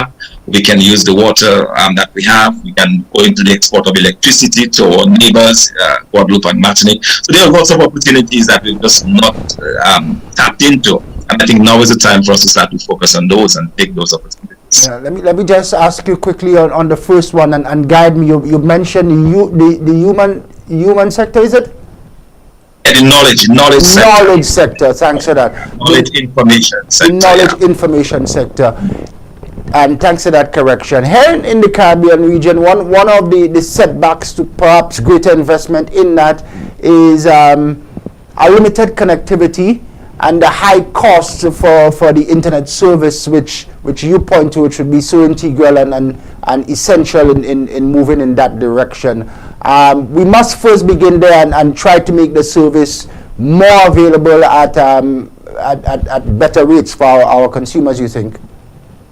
No, that's where the government comes in. That could be a government policy to create what we call the enabling environment. So if the issue is connectivity, then your government has to step in and probably afford the companies some type of subsidy, something that will allow them to pass on those cheaper costs to persons who want to use it. And that's the kind of thing that I want to see that our governments begin to bring to bear, because if we're allowing this thing to pass us by, that is how, quite frankly, India was able to come out of the poverty. By using this knowledge industry, and we are blessed in the Caribbean. We speak English, which is the most highly demanded language and the language that is used in all of that. So the fact that not only do we speak it very well, so there is certainly a point to be made for the government to intervene strategically with targeted subsidies that can help to address that issue that you raised. Yeah. Well, lastly for me on this, and then we'll move on to other domestic affairs. What do you think is holding back our regional governments from seeing those opportunities and tapping into it? They seem to be stuck and hell-bent on the traditional tourism sector and the traditional sectors. Absolutely, and that is my complaint as well. The fact that they place so much of their trust and the confidence in one sector, but also part of it, I believe, has to do with the fact that our Caribbean countries, we are very insular. We tend to be very focused on our country as our country. We've not seen the development of CARICOM as it was envisaged initially. to allow this trade, this exchange of human resources and so on. We've not really seen that. And I think that is the direction that the region needs to move in, because it will allow us to make better use of our resource. As I speak to you, our best resources, they don't reside in St. Lucia or Dominica. They reside probably in the UK or in the US or in Europe. So we have to find a way to attract those resources back. It can help us create those jobs. I think about the knowledge industry. We have to begin to engage our diaspora to set up those companies on their side that they can then tap into our resources here in the Caribbean. So these are some of the issues that I would like us to begin to think about more definitively and create more opportunities for young people. Because if we do that, we can help stem the flow or this outward migration and this brain drain that we have so evident in our islands. Interesting perspective, and I thank you for sharing, Dr. Fontaine. On the domestic front, your citizens are headed back to the polls in a few days' time on the 6th of December. Ever since the last election in 2019, there have been eyes focused on the need for electoral reform over in the Commonwealth. Your Prime Minister, Honorable Skerrit, had appointed a learned gentleman, and we know the story, to begin the process of reform. Just as the gentleman was prepared to make a submission of the report, inclusive of draft regulations, draft legislation, your Prime Minister called a snap general election. Let's talk about your 2014 experience and how you think that is and provides real evidence for the critical need for reform of your electoral process in Dominica. Indeed. In fact, since 2009, electoral observers from the OAS, from the Commonwealth Secretariat, have been talking about the many problems that we have in our electoral system. At the heart of this is a situation where you have a bloated voters list. You have a list of about 75,000 people in a population of about 70,000 people. But that really opens up the system for all sorts of manipulations. And this current government has made explicit use of this. And it's quite simple. It's a very simple technique that they've used. Bear in mind, Dominica has 21 constituencies. The average size of a constituency is about 2,000. Right? You have very razor-thin margins by which each constituency is decided upon. So it is very easy for the government to look at where they may be losing marginally and bring persons on targeted because they have those deep pockets of the CBI money. They can go up their charter planes, get people in the morning of the election, fly them out at night. These individuals don't have to take leave from their work. They don't have to ask for time out. They can just take a sick day, they come to Dominica, they vote, and they leave. And that has been used since 2009, increasingly so as we've moved down, and has been supported by the observers. But more importantly, we have, and I heard Mr. Sam Raphael earlier, and I will have some more to say about his particular comments. But it is very interesting to note that the CCJ, which had a chance to look at some of the petitions, because every election since 2009, we have been signing petitions. We have been at the receiving end of a very unjust legal system where these things have been thrown out. So, for example, in this last election, where individuals brought solid evidence that there was cheating in the election, this was summarily thrown out. When it got to the CCJ, they said, but wait a minute, this should really have been looked at by the judge in the first instance. They could not understand why solid evidentiary events were not taken up by the judge. So they had something to say about that. And they talk about the taints in our election. And they made it very clear, although it's a non-binding opinion, because they were not permitted to, in that case, make a ruling that was done at the OECS court. They indicated that, there were lots of things in Dominica election that makes it wholly unjust, wholly unfair, and that their recommendation to the government was not to allow the country to go for another election with the things that they saw in the 2019 election and similar things. And the Prime Minister, to his credit, on the day of the election in 2019, he made a solemn promise to the Dominican public. He said, I have heard about the vexing issue of electoral reform. I hear you. I'm going to correct this, and this will be a priority for me in the first 100 days. And he went on to hire Sir Dennis Byron. So it is more than passing strange that just when Sir Dennis Byron is now to give this report, the government suddenly calls elections. And I heard my dear friend Sam say that the election that was losing up, losing its membership and so on. That is absolutely not true. The Prime Minister called an election that early because he realized that there was a growing chorus of discontent with his administration. Number of persons within the Labour Party were now turning towards the opposition, and he realized that if he were to remain for the 2 years, which would allow electoral reform, and at the elections there was absolutely no way he could win. And so he tried to beat, to beat all of that by calling elections. But in the process, he went against a fundamental law, and which is what we have faith and confidence in our public officials. That when a public official makes a promise to the people, we will expect him to follow through on that promise. His promise to us was that we would have electoral reform before the next election. And he's failed in that promise. He's deceived an entire population of Dominicans. Why would you think the Prime Minister would do such? I believe he is just looking for his own self-preservation. As I said, it was clear from what his pollsters were telling him that he was losing ground rapidly. Because what has happened in Dominica, our country has failed to progress economically. We have thousands and thousands of unemployed youth in this country. We have individuals who cannot find opportunities. Our private sector has been shrinking over the past years under this administration. So we've counted thousands of businesses that are closed in Dominica. Some of your listeners in St. Lucia would recognize, like Bello, I would sell excellent products across the Caribbean, like the Dominican coconut products. Bello was in existence for over 100 years, and it failed under this government. BCP, one of the best examples of local entrepreneurship in Dominica, was shut down under this administration. Several of the businesses have closed over the years in the loss of thousands of jobs. We estimate over 4,000 jobs lost in Dominica as a result of those policies of the government. So as a government where the people realize that it's simply not working for them, and they were prepared and they were hearing the noises on the ground, they were saying it in their own polling that the Prime Minister was getting increasingly unpopular in Dominica. This is no longer the spirit of 2004. He's simply a shadow of his former self in every aspect. He's lost that appeal to the Dominican public. He can no longer inspire the Dominican populace, and as such he was losing ground rapidly.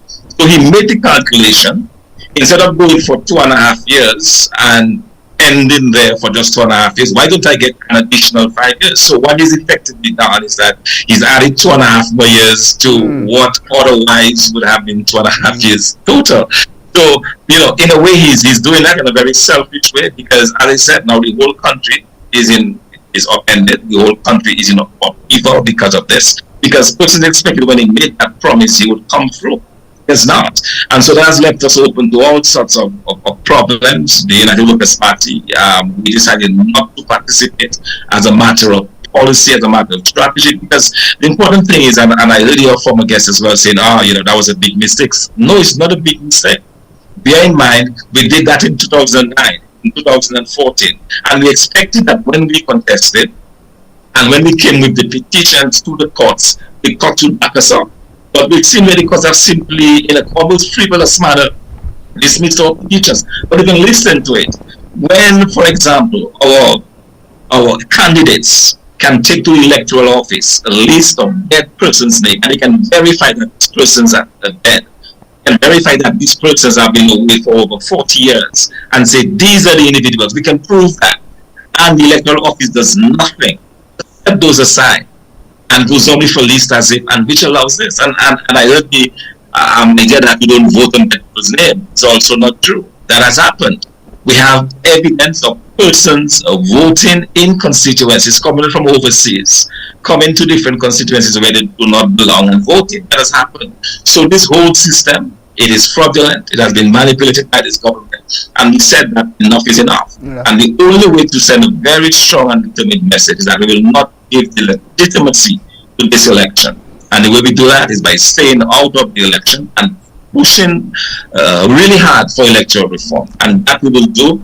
My goal and my #1 priority as a leader of this United Workers' Party electoral reform, and we will neither rest nor sleep until we have electoral reform. Yeah. My previous guest, just like you, Dr. Fontaine, intimated somewhat that the Prime Minister was playing good strategy, knowing full well that there was some momentum building within the opposition ranks. I say he intimated such because in my discussion with him, he revealed that the Prime Minister perhaps would not have liked to see his legacy diminished by a new government. Therefore, he took the option of getting an additional reset to give his predecessor, so to speak, sometimes. So it's interesting his use of language there, that the Prime Minister perhaps knew there was some momentum build, although he didn't say it in those words. By fact of him saying that the Prime Minister didn't want his legacy to be shodden off by a new government, he was in fact saying that the Prime Minister perhaps was cognizant that there was some momentum building within the opposition. I just thought I stuck that in there. Yeah, absolutely. And it is a strategy. It's one of self-preservation. And that's exactly what they have. The Prime Minister decided that he needs to preserve himself and his legacy and calling, but at what cost? You know, there is a real risk, because one of the things that the CCJ noted is that they said that in countries where you have a similar situation of not having a level playing field, which is at the very core of the democratic system, these countries very often end up in rebellion and revolt. And that's also a real possibility here in Dominica. Not that we are putting it as an opposition. Our opposition has been very clear. We, as a responsible opposition, we will do everything within the law, including civil disobedience, including protest, but within the law. We are not advocating for violence. But I'm saying what the CCJ has said, that there is a potential when people get angry. You know, we have had to be talking to our members to just follow the law and keep calm. But it is very hard when you attack people in such a vicious manner. To think of it, you have 2.5 years to do those reforms, which, by the way, would have been completed by April of next year. That's the amount of time that Sudan is actually given for those reforms to happen and for the legislation to go forward. So by April of next year, we would have had all the reforms in place. We would have a new voters list, and elections would have been called then. You could have waited 4 or 5 months. The question is why? It is self-preservation. It is because he realizes, for the reasons that I have outlined, and his tenure in Dominica is no longer tenable. And the people of Dominica are rightly fed up with this Prime Minister. Because after all, he's destroyed the country. Dominica is a shadow, just like the Prime Minister is a shadow of his former self. Dominica is a shadow of his former glory. Imagine a country that used to generate over $100 million in bananas a year. And now our total exports is less than 10,000 EC dollars, 10 million EC dollars. That is where we've come from, you know, under this administration. So the evidence is clear. Our farmers have been completely destroyed. Once proud farmers who paid for the children to go to school now have to go on bended knees to the Prime Minister to get the children's scholarship. My parents were able to pay for my schooling because they were hard-working farmers, and they were given the opportunity to export by the government at the time, not so this government. It's changed Dominica into a very mendicant society, a society where the majority of them feel it is okay to come to him. It's giving people free homes, which they obviously cannot maintain. And you know, so you have all of those issues that people are saying, enough. They really want to change. And you know, who can solve them? We need that change in Dominica. What options are available to you, Dr. Fontaine, with a few days before the election is held? Your Prime Minister is hell-bent on going to the polls on December the 6th. We've had reports of some international observers already en route to the Commonwealth to see the process. What options are available to you, legal and otherwise, to continue to advance your agenda of electoral reform? And even after the 6th of December, with no apparent representation in the Parliament where the reforms will be first debated, what are the options available to you and other national interests? Yeah, well, what we've done, and there is a legal challenge before the courts, so the courts are hearing a legal challenge that should run through before next Tuesday. We have also appealed to the President of Dominica, because under Article 58 of our Constitution, he has executive authority. And what we have asked him to do is to rescind that election, postpone the holding of elections until such time, and use it under this executive authority to do it until such time that we get those reforms. That he should not allow, and that he has a responsibility for the safety of the people of Dominica, for the safety and the security of the people of Dominica. And that responsibility then permits him to suspend the election, get the electoral reforms, and then allow it to go through. He has that authority. So we've appealed. Your president several has said that he doesn't see the need for such. He has said that. Yes, he's said that, but we believe he's wrong, and we continue to appeal to his good senses. We continue to appeal because we believe that anything will happen between now and Tuesday, and we certainly do not want to see Dominica go down the route of violence or to see our beautiful the peace and tranquility of our country disturbed. And they say that the president has within his powers to act. Right, so that's the second thing. The third thing that we are doing is to continue to advocate. And you talked about the fact that we will not be in parliament, in the new parliament, when that happens. That is okay. We'll continue to agitate from the outside because we believe that ultimately the power is in the hands of the people. And the people of Dominica will ultimately decide the final outcome of that particular debate. Yeah, excellent. A few things have already been happening on the ground in Dominica. Perhaps some St. Lucians don't know. I'll pinpoint the Sally Bay constituency. You're quite familiar with Sally Bay. The ruling party was earmarked to launch its candidate there Tuesday night, was it? Yes, Tuesday. That's in Salisbury, yeah. Salisbury, not Sally Bay, I'm sorry. That launch did not take place. The Prime Minister and the ruling government said it didn't happen because your party supporters were prepared to fight.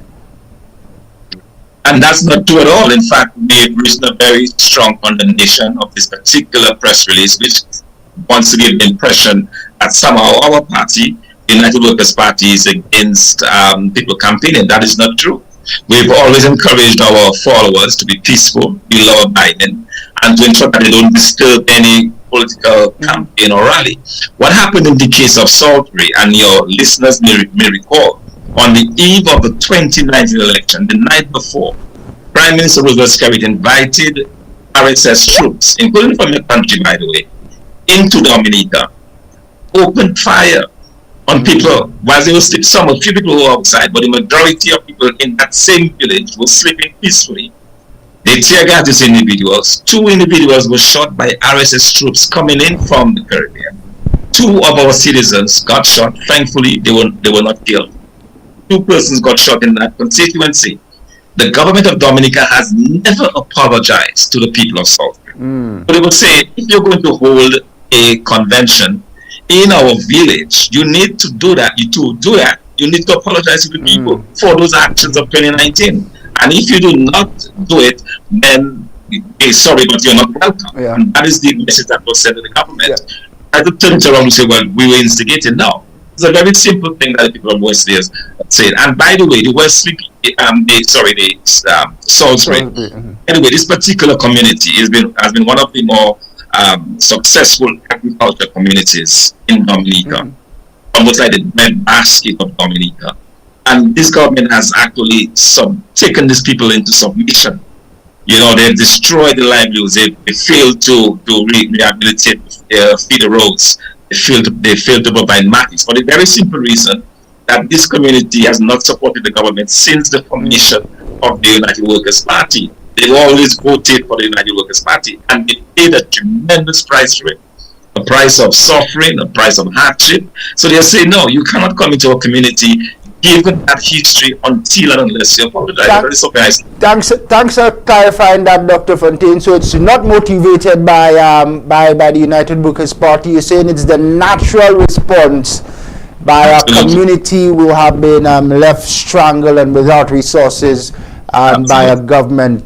You already seen it happening in Salisbury. To be honest, do you anticipate it to spill off into other communities in the few days ahead of the general election? Well, again, as a responsible opposition, we are not encouraging persons. The only thing that we've asked persons to do is to use their civil disobedience and to not vote on that day. because we should not legitimize that particular vote. As far as we are concerned, this election does not exist. And that's the reason why our stance is to demand electoral reform, and in addition to demand that as soon as those reforms happen, if it happens in a year or 2 years' time, that we go into new elections. And that is what we'll be pushing for. But we don't recognize this particular election. Already there are observers on the ground, but what they will see is a very different situation. And I heard your Sam earlier saying, well, you know, you have 45 persons contesting. But bear in mind, that's the main opposition that has been in tandem with this Labour Party for the past 30 years is not taken back for the first time in its history. So it's a new milestone in the politics of Dominica. Nothing this government can do can legitimize an illegitimate election, which is what we'll be having on December 6th. A few more from me, Dr. Fontaine, before I let you go. What's the relationship like now between yourself, Deputy Marsley and President Lennox Linton, and how important is a strong relationship heading forward in restoring the United Workers' Party? Oh, absolutely. We are part of our team, and that is acknowledged by both Clement Marsley, whom I congratulate for a fight. It's part of our democracy. We're in a democracy. We went through that process of appealing to our delegates. At the end of the day, I got the nod. But certainly I have the full support of Clement Marsley, the full support of our president, Honorable Lennox Linton, whom I just want to thank as well publicly for his service to the party and to Dominica under extremely difficult circumstances. But he stood there, he's been patient, he's done everything that he could in everything that has been handed. 2 elections that were so deeply flawed and the cheating that they have to come up against. But in all of this, he's persevered and he's standing solidly behind me as we move forward. So that's the kind of united party that we want to present to the people of Dominica. And by the way, a party with a plan that can really transform this economy and really turn things around, in particular for the young people of Dominica. Yeah. Dr. Fontaine, your detractors, final one for me. Your detractors, in particular, your Prime Minister, the Honorable Roosevelt Skerrit, says you are a leader from Sudan, and you're out of touch. Lastly, how do you respond, sir? No, absolutely. All touches and Thompson don't go together. The fact that I'm in South Sudan, I probably spent more time worrying about Dominica than I did about my own task here in South Sudan. Because I have a weekly radio program, for example, on Dominica that is very much in touch. I got all the current events, current issues, communicate to people. All those time I was involved with my party, doing our Zoom calls, staying in contact. So I'm very much aware of what is going on. And that's why I could tell you so conclusively that this Prime Minister is also part of the people of Dominica. That's why I could tell you so conclusively that he was losing ground in several constituencies, and that's the reason why he called the election. And I know that because I've been in touch throughout and staying on top of what's going on in my beautiful Dominica. Yeah. Nice chat this morning. I'm optimistic that we'll get another opportunity in the future to talk regional development, tap into some of your ideas. But excellent having you on this morning. Breath of fresh air. Thanks for coming on. Thank you very much. It's been my pleasure. Thank you.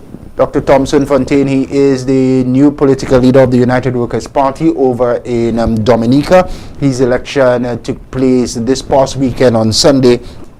His deputy was our guest a few weeks ago, Mr. Clement Marsley, and the president now, the former political leader, Mr. Lennox Linton. Interesting times ahead. The party led by Dr. Fontaine will not participate in the December 6th general election, and we thank him so very much for coming on this morning. Next, I have on board Dominican attorney and advocate of democracy as we wind down and look ahead to what's happening in our sister isle, the neighboring isle of DA country, Dominica. Our time just about 8:30 now in St. Lucia and across the Eastern Caribbean. Good morning to all of our friends and viewers over in Dominica, across Roseau. Thanks for joining us. Happy holidays. We'll be back in just a bit.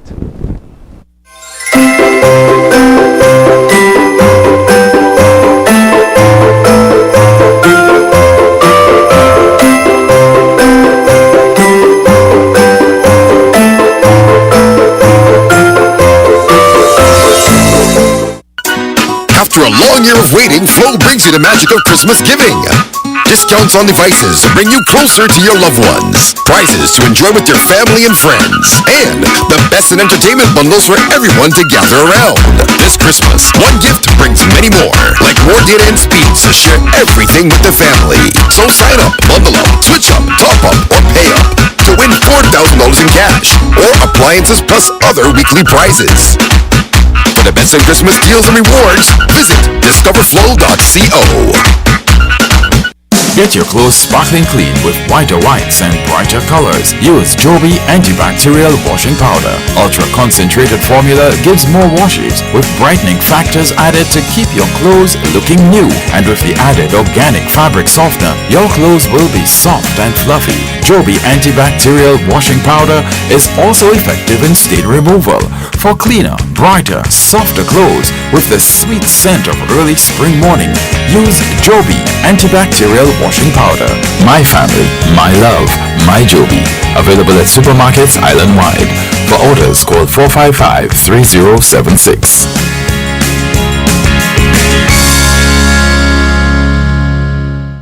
Ooh la la! See what's new at Courts. We've got great deals on living and dining room sets, appliances, electronics, and smart devices, and more.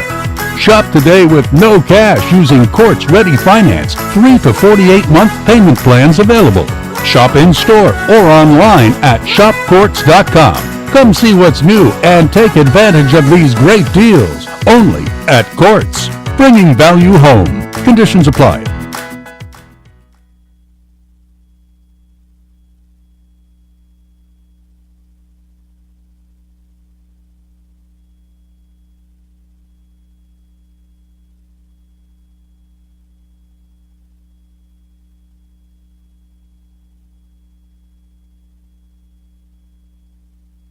A young man from Bagatelle is dead. Calls on the public to not stigmatize his steel accidents along the Brixton Highway. From there, SHANNON welcomes the scrutiny of its CI. One man is in police custody following the shooting death of the wife of a police officer. Look out for the midday news with Daniela Edwin on Hot 7 TV. Mourning a loss? Hot 7 TV wants to help you celebrate the beautiful memory of your loved one with In Loving Memory, celebrating lives. Whether it's a birthday, a wedding anniversary, or some memorable occasion, or the anniversary of the passing of the dearly departed, Hot 7 TV will create a moving video tribute of that special person, showing how much he or she meant to you. Treasured memories, unforgettable moments. Share them with the world and repeat the airing as often as you'd like. Help keep your loved one's memory alive forever in the minds and hearts of all who care. In Loving Memory, celebrating lives. Contact us at telephone number 452-6040 or email us at inlovingmemory@caribbeanhottv.com.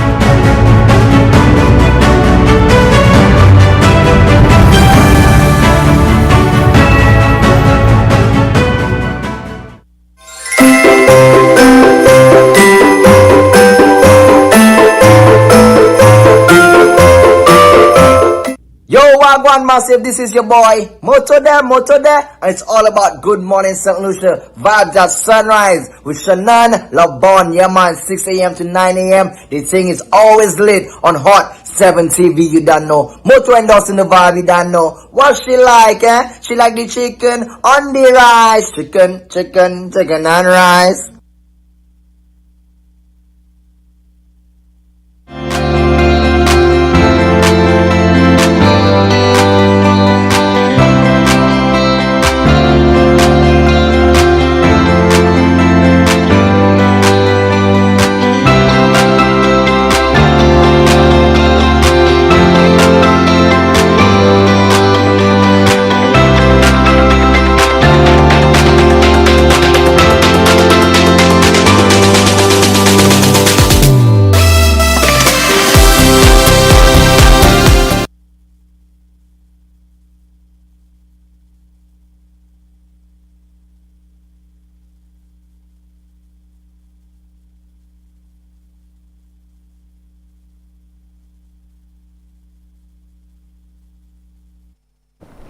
Welcome back. Thanks so much for staying with us on this Thursday. We have one more special guest who is supposed to connect with us on the Flow video platform, Mr. Gabriel Christian. He is over in the United States. He's a Dominican attorney and advocate of democracy. Should be a very interesting chat coming up in just a bit. Mr. Christian, we are ready, so I think you must just reconnect. I think he's monitoring. You must just reconnect to the invitation, and then we can proceed with our discourse this morning. Lots happening in Dominica, also lots happening here on St. Lucia. If you haven't heard by now, Good Morning St. Lucia is confirming that local police appear to be on the brink of making a major breakthrough in the homicide investigation of nurse Kezia Wilson.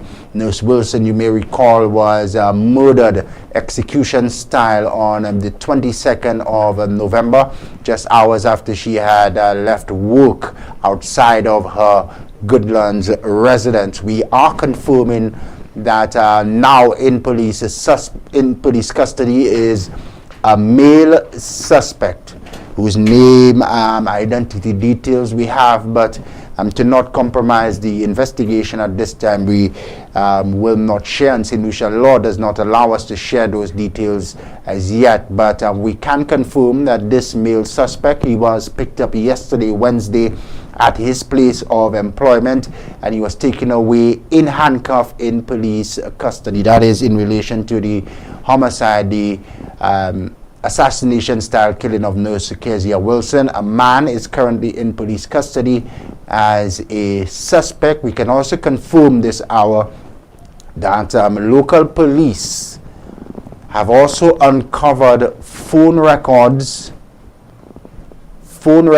which provide evidence of recent conversation between the suspect and the deceased.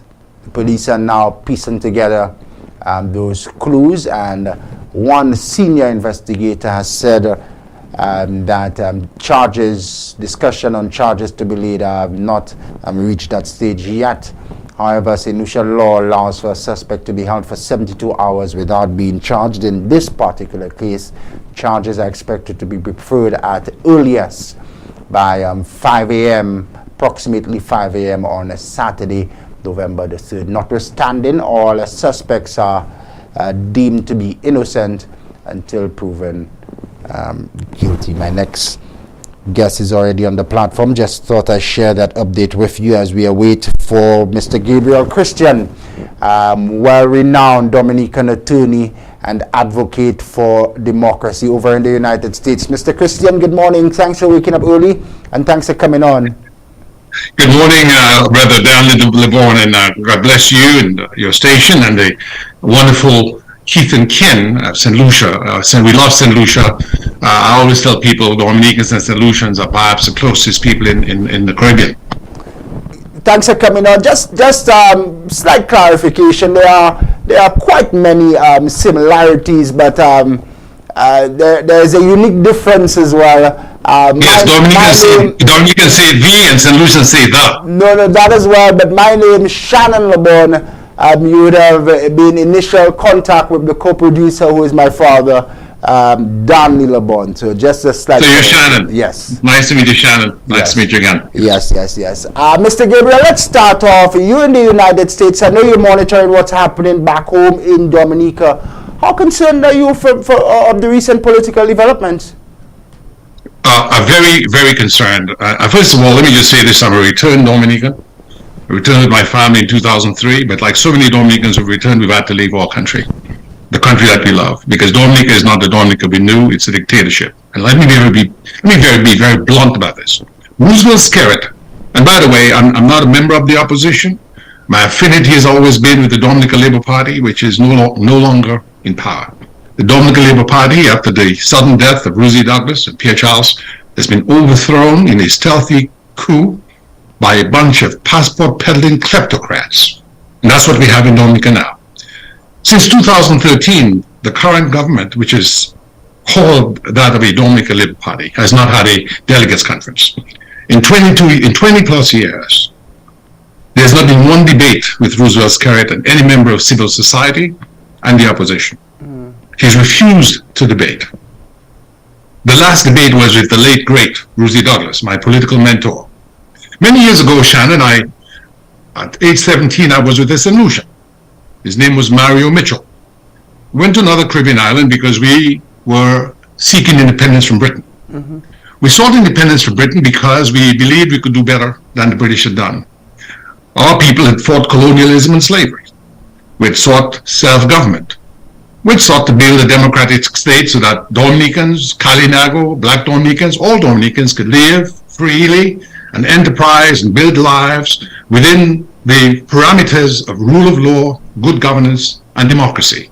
We've lost our democracy. Dominica today is a more lawless nation, a more oppressed nation, a more dictatorial nation than it ever was in that period after World War II, when we in the British West Indies put on the clothing of self-government.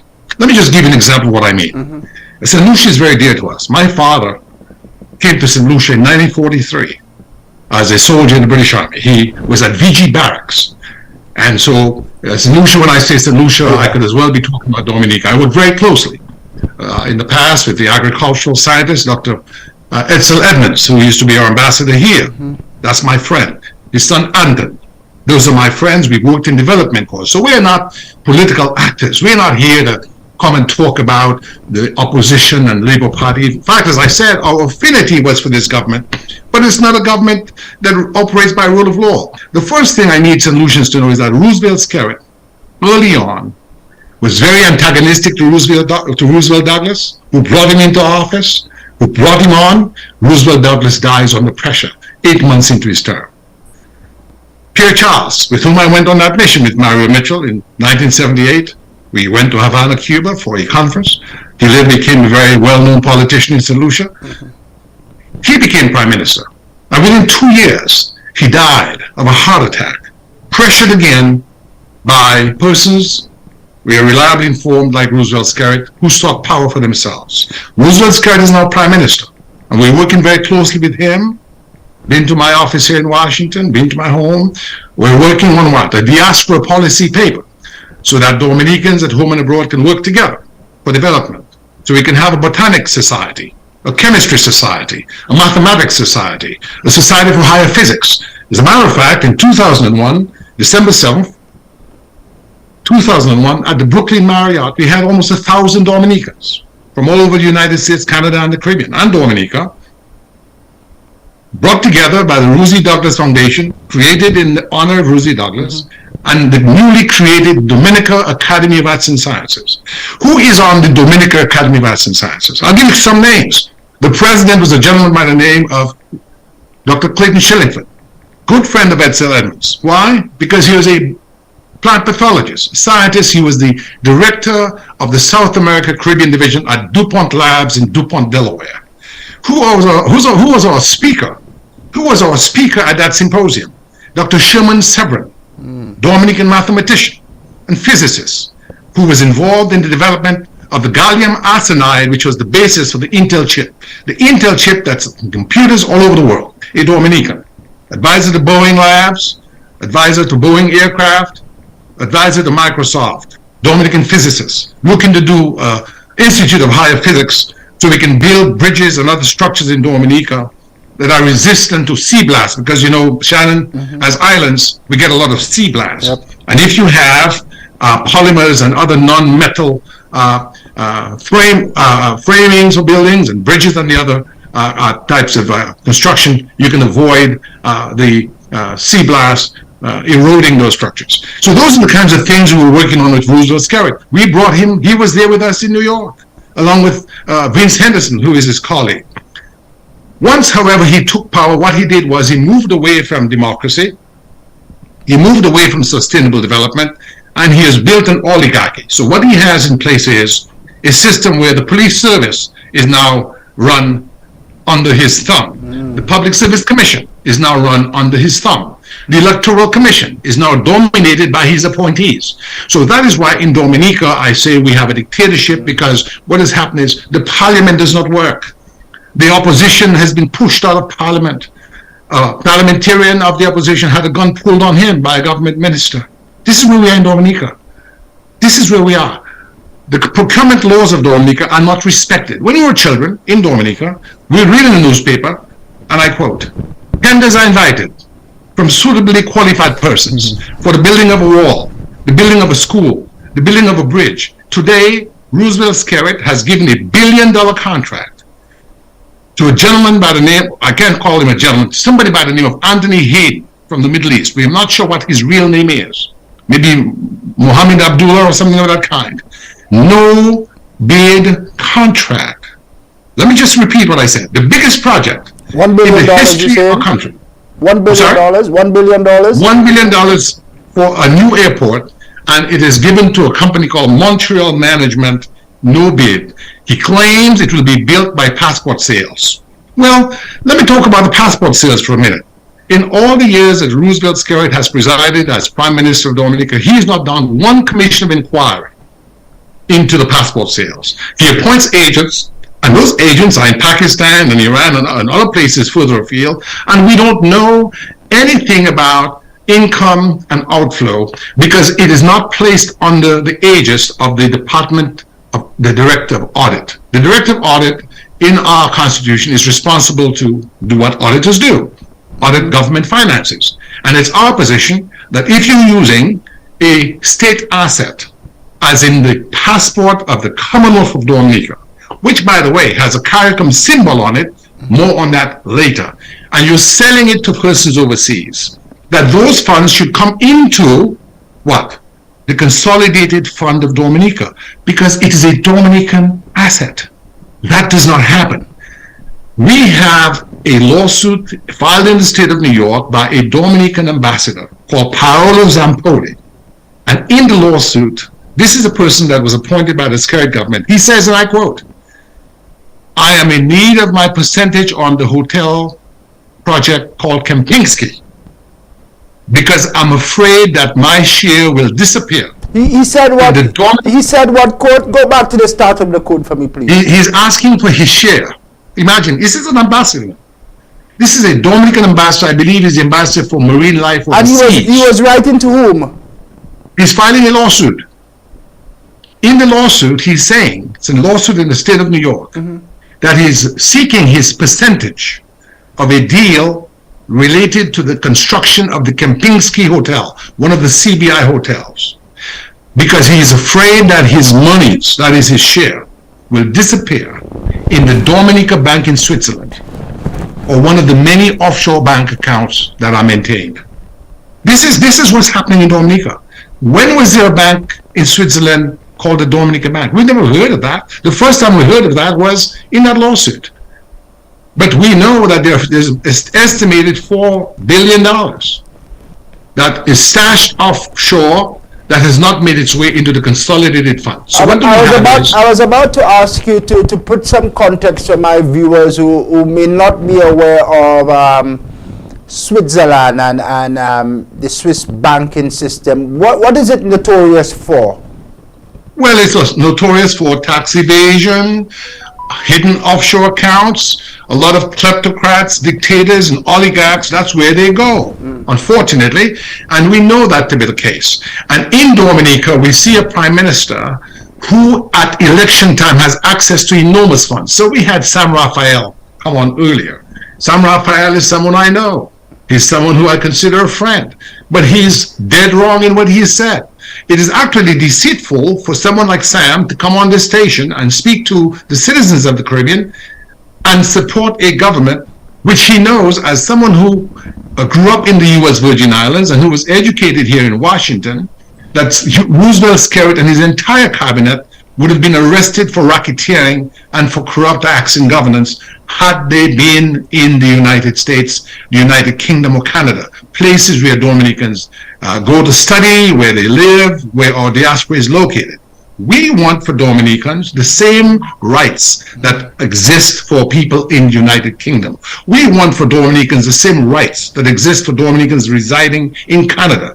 We want for Dominicans the same rights existing for Dominicans living in the United States. We don't want to be hypocrites. Interestingly, what Roosevelt Skerritt has done, I guess it's his right to do that, he's had 2 children with his current wife. They're born in the United States. He did not have them born in Dominica. Why? So it's interesting, you're setting yourself above the population. You're giving yourself, during the middle of COVID, a $64,000 emolument.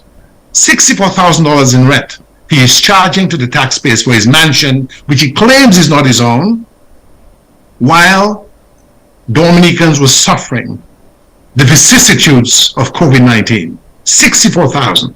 So he's living a lifestyle in Dominica which is increasingly impoverished, where young people cannot find jobs, where shopkeepers are struggling, where fisher folk are struggling, where agriculture has disappeared, where there's no industry but the passport selling industry. And he has made Dominica a fiefdom for his fly-by-night allies and for those persons who are passport agents, as Sam Raphael is. So when Sam Raphael comes on this program, St. Lucians and others who listen to him need to know that his hotel was not built based on personal enterprise and ingenuity. I appreciate what Mr. Raphael has done, I've said it to him, in trying to link agriculture and fisheries to his hotel. That is admirable. And I've actually said that to him, and I say this is what we need to have more of. But if you are selling a state asset, why don't you put the funds in the National Bank in a national trust? Because the monies belong to all Dominicans. And then from that trust, Brother Shannon, you can then have a loan board that will accept applications from suitably qualified persons for projects in agriculture, for products in industry, for projects rather in IT, for projects in tourism. And you do not have them submit to a political litmus test. They don't have to wear a red hat, put on a red shirt and blow a red horn and jump up and down in the sun playing the fool. That's what happens in Dominica. So Sam Raphael, who was on your show earlier, he was part of the opposition. I was not. He left the opposition and he went and joined the government, became a recipient of the CBI funds, and now he's talking a different tune, and he comes on this station and is in support of an election which should not take place. Why? Let me just hold on for me, Mr. Gabriel. Very interested in discussion, and we still have some time. But let me just protect the integrity of this platform. Mr. Samuel Etienne, the hotelier over in Dominica, we do not have the evidence to state that his hotel was not acquired through his personal successes, nor do we have the receipts that he is in receipt of Dominica citizenship by investment funds. I just wanted to place that on record there. I understand and accept that. I just want to let you know that Mr. Raphael has publicly acknowledged that he is part of the CBI program. So this is not something that is hidden. It's something that's open and notorious. He's part of it, Mr. Gabriel. Doesn't suggest, though, that he has been in receipt of CBI funds. I see. So you're saying that he may be part of the CBI program, but has not received CBI funds. I'm just saying, Mr. Gabriel, to protect us here. I understand. I understand. I tell you what you do. I tell you what you can do. You can tell him I said that. And if I am wrong, I'd be happy to apologize to him. But I do believe that his hotel has been in receipt. And you would also be happy. You would also be happy to protect us. Should he be pursuing any legal recourse here? I'm just protecting us. Thanks. Oh, absolutely, without a doubt. I would not come on your program if I did not believe Mr. Raphael was deeply involved and has an interest that is beyond simply that of being a protector of our democracy. You see, I'm here not because I'm a member of opposition. I've been paid. I'm here because I love Dominica. We return to Dominica, and we want all Dominicans, no matter what party they belong to feel free. Right now, if you're not a supporter of the ruling oligarchy, you are not free. You're not free to enterprise. You're not free to even work at a hospital. We have 3 doctors I know of. There are more. Dr. Sam Christian, Dr. Irving Pascal, the director of trauma at Harrisburg Hospital in Pennsylvania, cannot practice at our hospital because they have been critical of the government. As a matter of fact, as we speak, Dominicans know this, and St. Lucians need to know this. Almost the entire upper echelon of the opposition is under criminal charges under the Roosevelt Skerritt regime. Lennox Linton, the gentleman you just had on, Dr. Thompson Fontaine, he was arrested. Are you aware of that? Yeah, for walking. Did he tell you he was arrested? I'm aware that he was arrested for walking in the For incitement to violence to overthrow the government of Dominica. Are you aware of that? Yes, I am. St. Lucia's aware of that fact? It's a fact. So what they do, what Skerritt has done is he uses the Director of Public Prosecution as a battering ram, as a blunt instrument, as a cudgel to batter the opposition. So if you criticize the government, you're charged with some bogus charge. Sam Christian was charged with incitement to burn Parliament. Fontaine, incitement to commit acts of violence. Same thing with Lennox Linton and many others. As a matter of fact, the current Speaker of Parliament, when he was in the opposition, was charged with the same thing. Once he moved across to the government and became Speaker of the House of Assembly, those charges were, I believe, placed on the inactive docket or just basically suspended to the degree that he's not facing them anymore. So we see the manipulation of the judiciary. We see the manipulation of the public service. We have public servants, that is permanent secretaries, going around in the color of the ruling party, red. You know, in our system, the public service is supposed to be apart from partisan politics. In our system, the police service is supposed to be apart from partisan politics. We now have a police service where an inspector, not too long ago, would routinely go on radio in support of the government, where the Auditor General, Director of Audit, would routinely go on radio in support of the government, immersing themselves in partisan politics. And now you have an election call where you've had no electoral reform, where the Organization of American States has said there should be electoral reform, where the Commonwealth of Nations has said there ought to be electoral reform, where the Organization of American States has said there ought to be electoral reform, where Anthony Astafan, the attorney for Roosevelt Skerritt, has said to the Caribbean Court of Justice that yes, the government is moving in that direction. The government then hires Sir Dennis Byron, who was the former president of the Caribbean Court of Justice, to do exactly that almost 2 years ago. He delays. On the same day, November 6, 2022, that he issues a letter saying he has completed phase 1.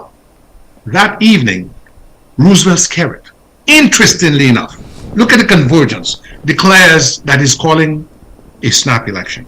How interesting. And now you know, Shannon, all of the paraphernalia was prepared, the screens, the candidates. So you know, that was not something that was done at the flip of a switch or the spur of the moment. That took a certain amount of deliberate effort and planning.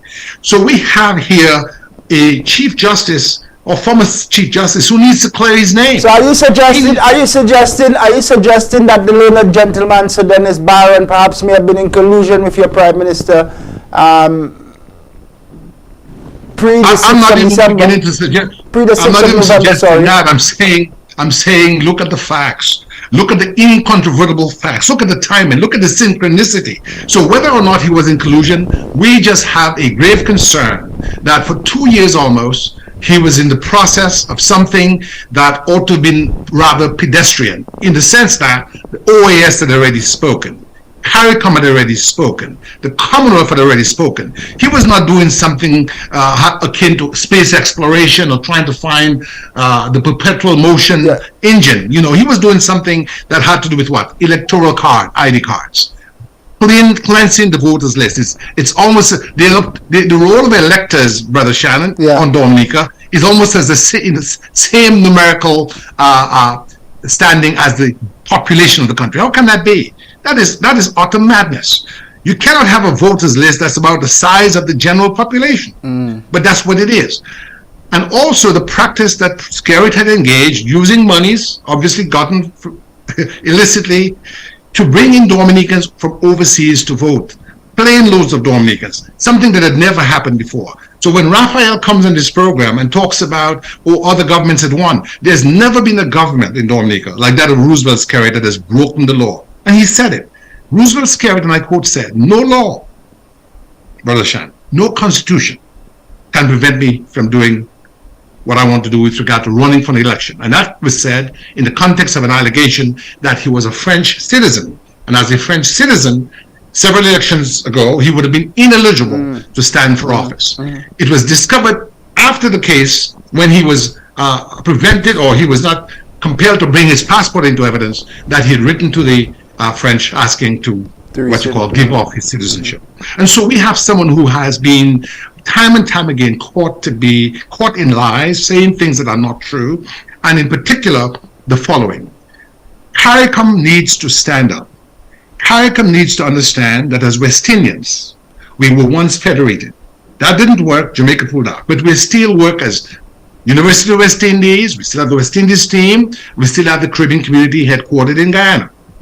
So it's no good for a Barbadian ambassador at a program in Washington where I'm speaking about democracy to walk away and say, I do not know what Christian is saying is true. I'm not here for this. We're here for each other. If something happens in St. Lucia, it happens to me. Yeah. If something happens in Guyana or Trinidad or Jamaica, we live here in the Washington, D.C. area as one Caribbean family. And that is how I know your ambassador. We work together. If there's a storm, if there's a need, we reach out and touch, and we put our monies where our mouths are as Caribbean nationalists. So we have to look out for each other. What has happened under Roosevelt's carrot is that he has hired a rogues gallery of ambassadors.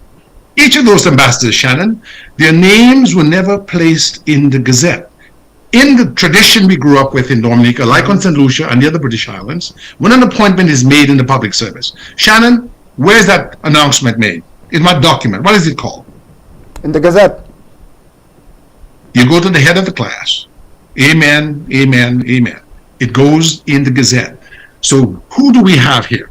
The Nigerian former Minister of Oil, Alison Maduke, arrested in England by Scotland Yard. When they arrest her, Shannon, what do they discover?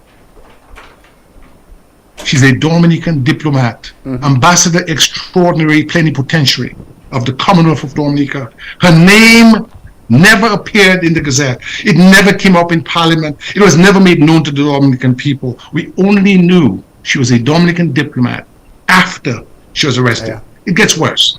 The Iranian master spy and sanctions buster, Ali Riza Monferrer, arrested in the Dominican Republic. All Dominican ambassadors. Mr. Gabriel, what you painted for us here is a picture, according to you, of a dictatorship over in Dominica.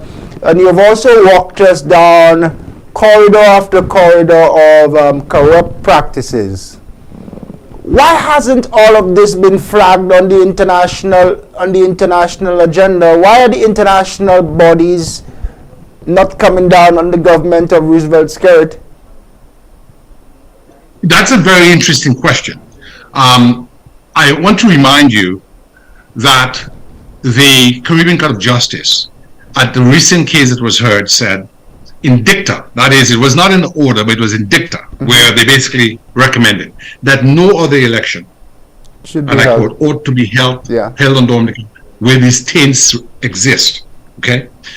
The OAS has spoken. So it's not true that the international community has not spoken. CARICOM has asked for the electoral reform. So it's not quite true that the Caribbean community has not spoken. The British Commonwealth of Nations has spoken. So it's not quite true that the international community has not spoken.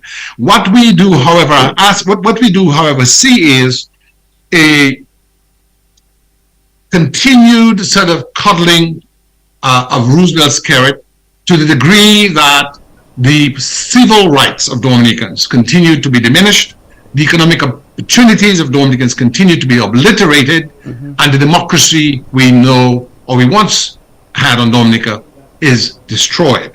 What we are saying is, for this election, this sham election, we're asking for all international organizations and CARICOM nations and our traditional allies to not respect the result, because the result is taking place in the context of an oppressive and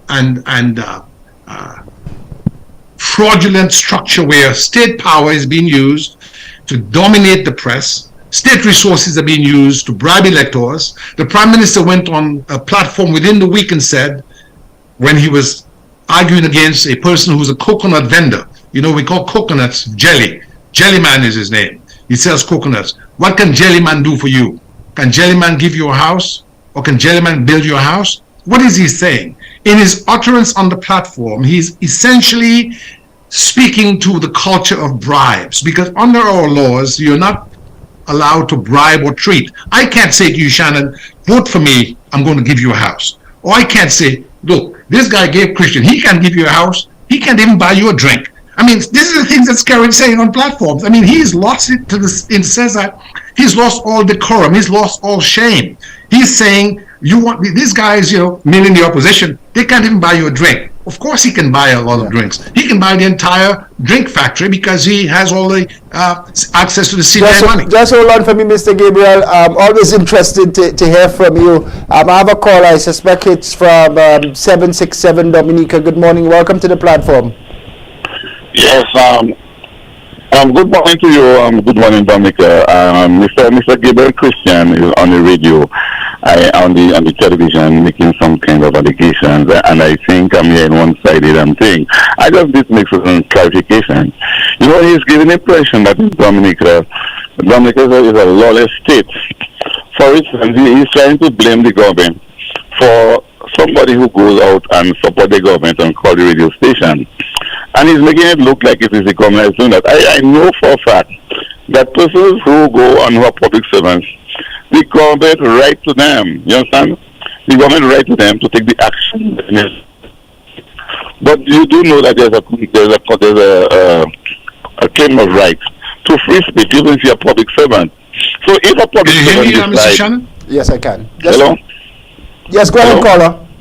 So if a public servant decides to go on the radio and make a statement, if you think it is against the rule of the public service, you can blame the government and say it is the government because it expresses their right. And if the government thinks that the person is wrong, they have right to take disciplinary action against them. And that would depend on whether or not the person is breaching the rule, or if they are breaching the rule, whether or not they are within the constitutional right to express themselves.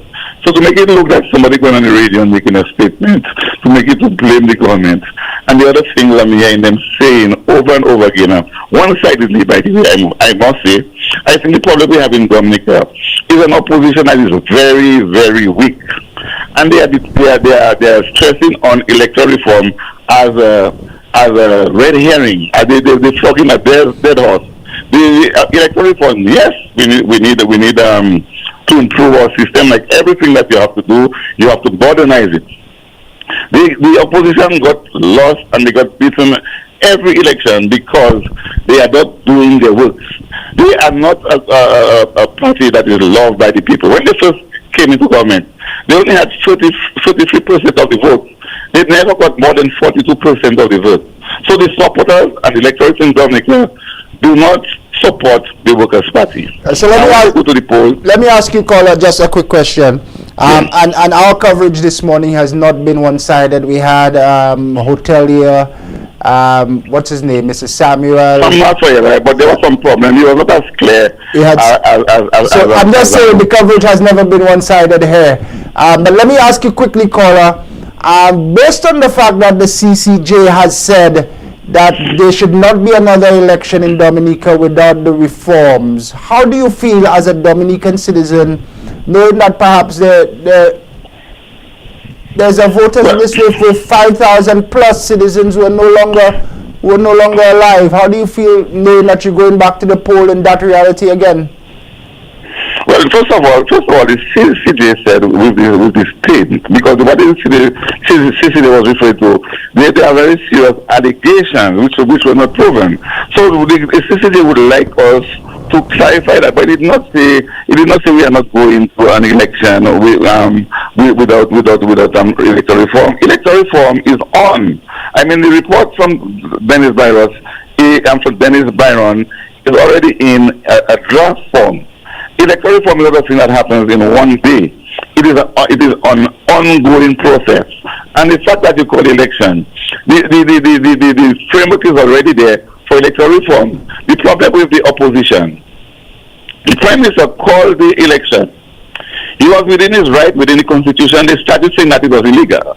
Then they say, now that they know it is legal, they say it is immoral. Now they're calling on the president to stop the election. The opposition keeps fighting, losing battles, because they are making a case that they cannot prove in law. They're making a case that they cannot get the public to support them. Let's focus on what we can prove, caller. After the 2019 election, your Prime Minister promised that he would reform the process. He promised that he was going to start it and he would do it within 100 days. Yes, he did that. He's going back to the polls, not keeping that promise to you. Well, I mean, politicians make promise and they do not always keep all their promises, because you know that when he did that, we did not have we didn't have COVID. We don't have COVID. We don't have whatever it is. Yeah. I mean, Mr. Byron took some time to produce report. So the premise that doesn't necessarily have to blame himself after 2 years to what he had promised to do in 100 days. And the election is within a month, because he declared the election on the 6th. Election is a month after. Yeah. Any government that take over have a template to continue the process of electoral reform. Don't make it look like electoral reform is something that is there to change the government. Electoral reform is something that is there to improve and modernize the system. And perhaps balance off the playing field.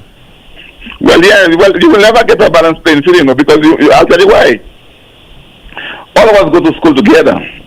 We are some of us having all the opportunities, and some people do better than others. So the party that can generate more resources, even in America, where they try to have campaign reform, that some people get away to do better under the same system. So we have a system. When you put electoral reform, there'll be rules and regulations, but it's just a matter of shared talent and capability. You understand what I'm saying? If the opposition is telling me at that stage they're making wrong decisions. In this case, like in this election, they decided to boycott the election. Let us see how much capital that decision is going to bring to them going forward. Because they are maybe hoping that they would bring some attention to the international public, and that would cause them to pressure on Dominica, and maybe the government would fall.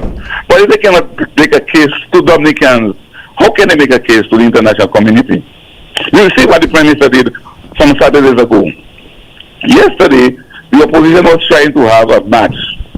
They could not muster 50 people in Roseau to show their support. When the Prime Minister called his demonstration, the whole entire city of Roseau was filled with thousands of people.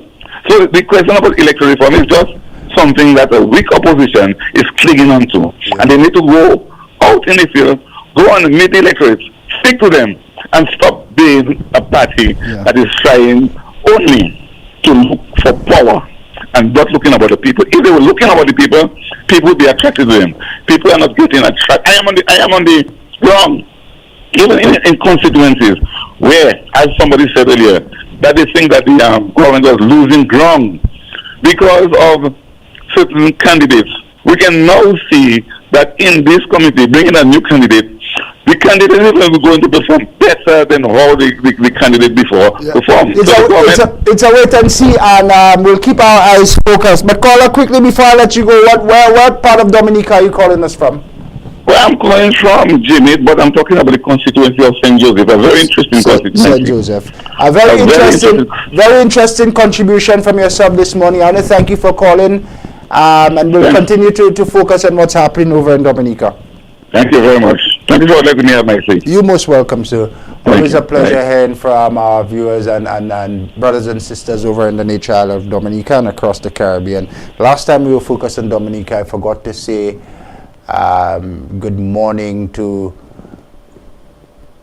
I said good morning to Uncle Fordo. I didn't say Uncle Albert.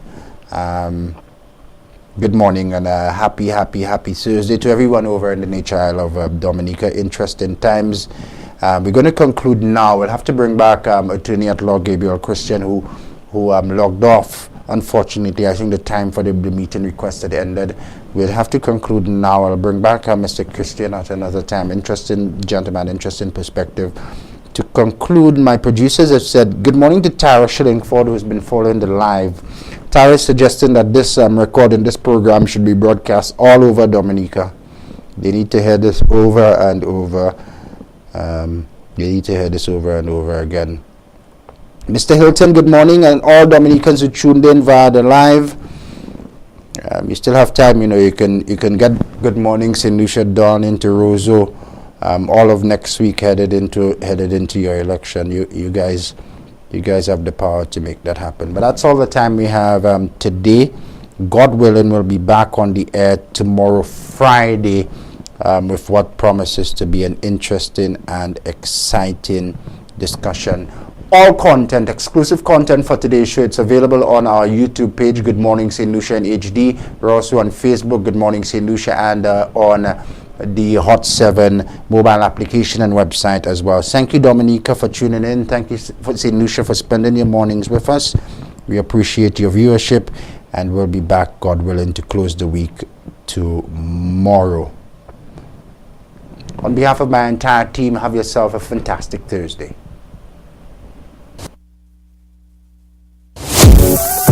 Beyond the Headlines is sponsored by Flow.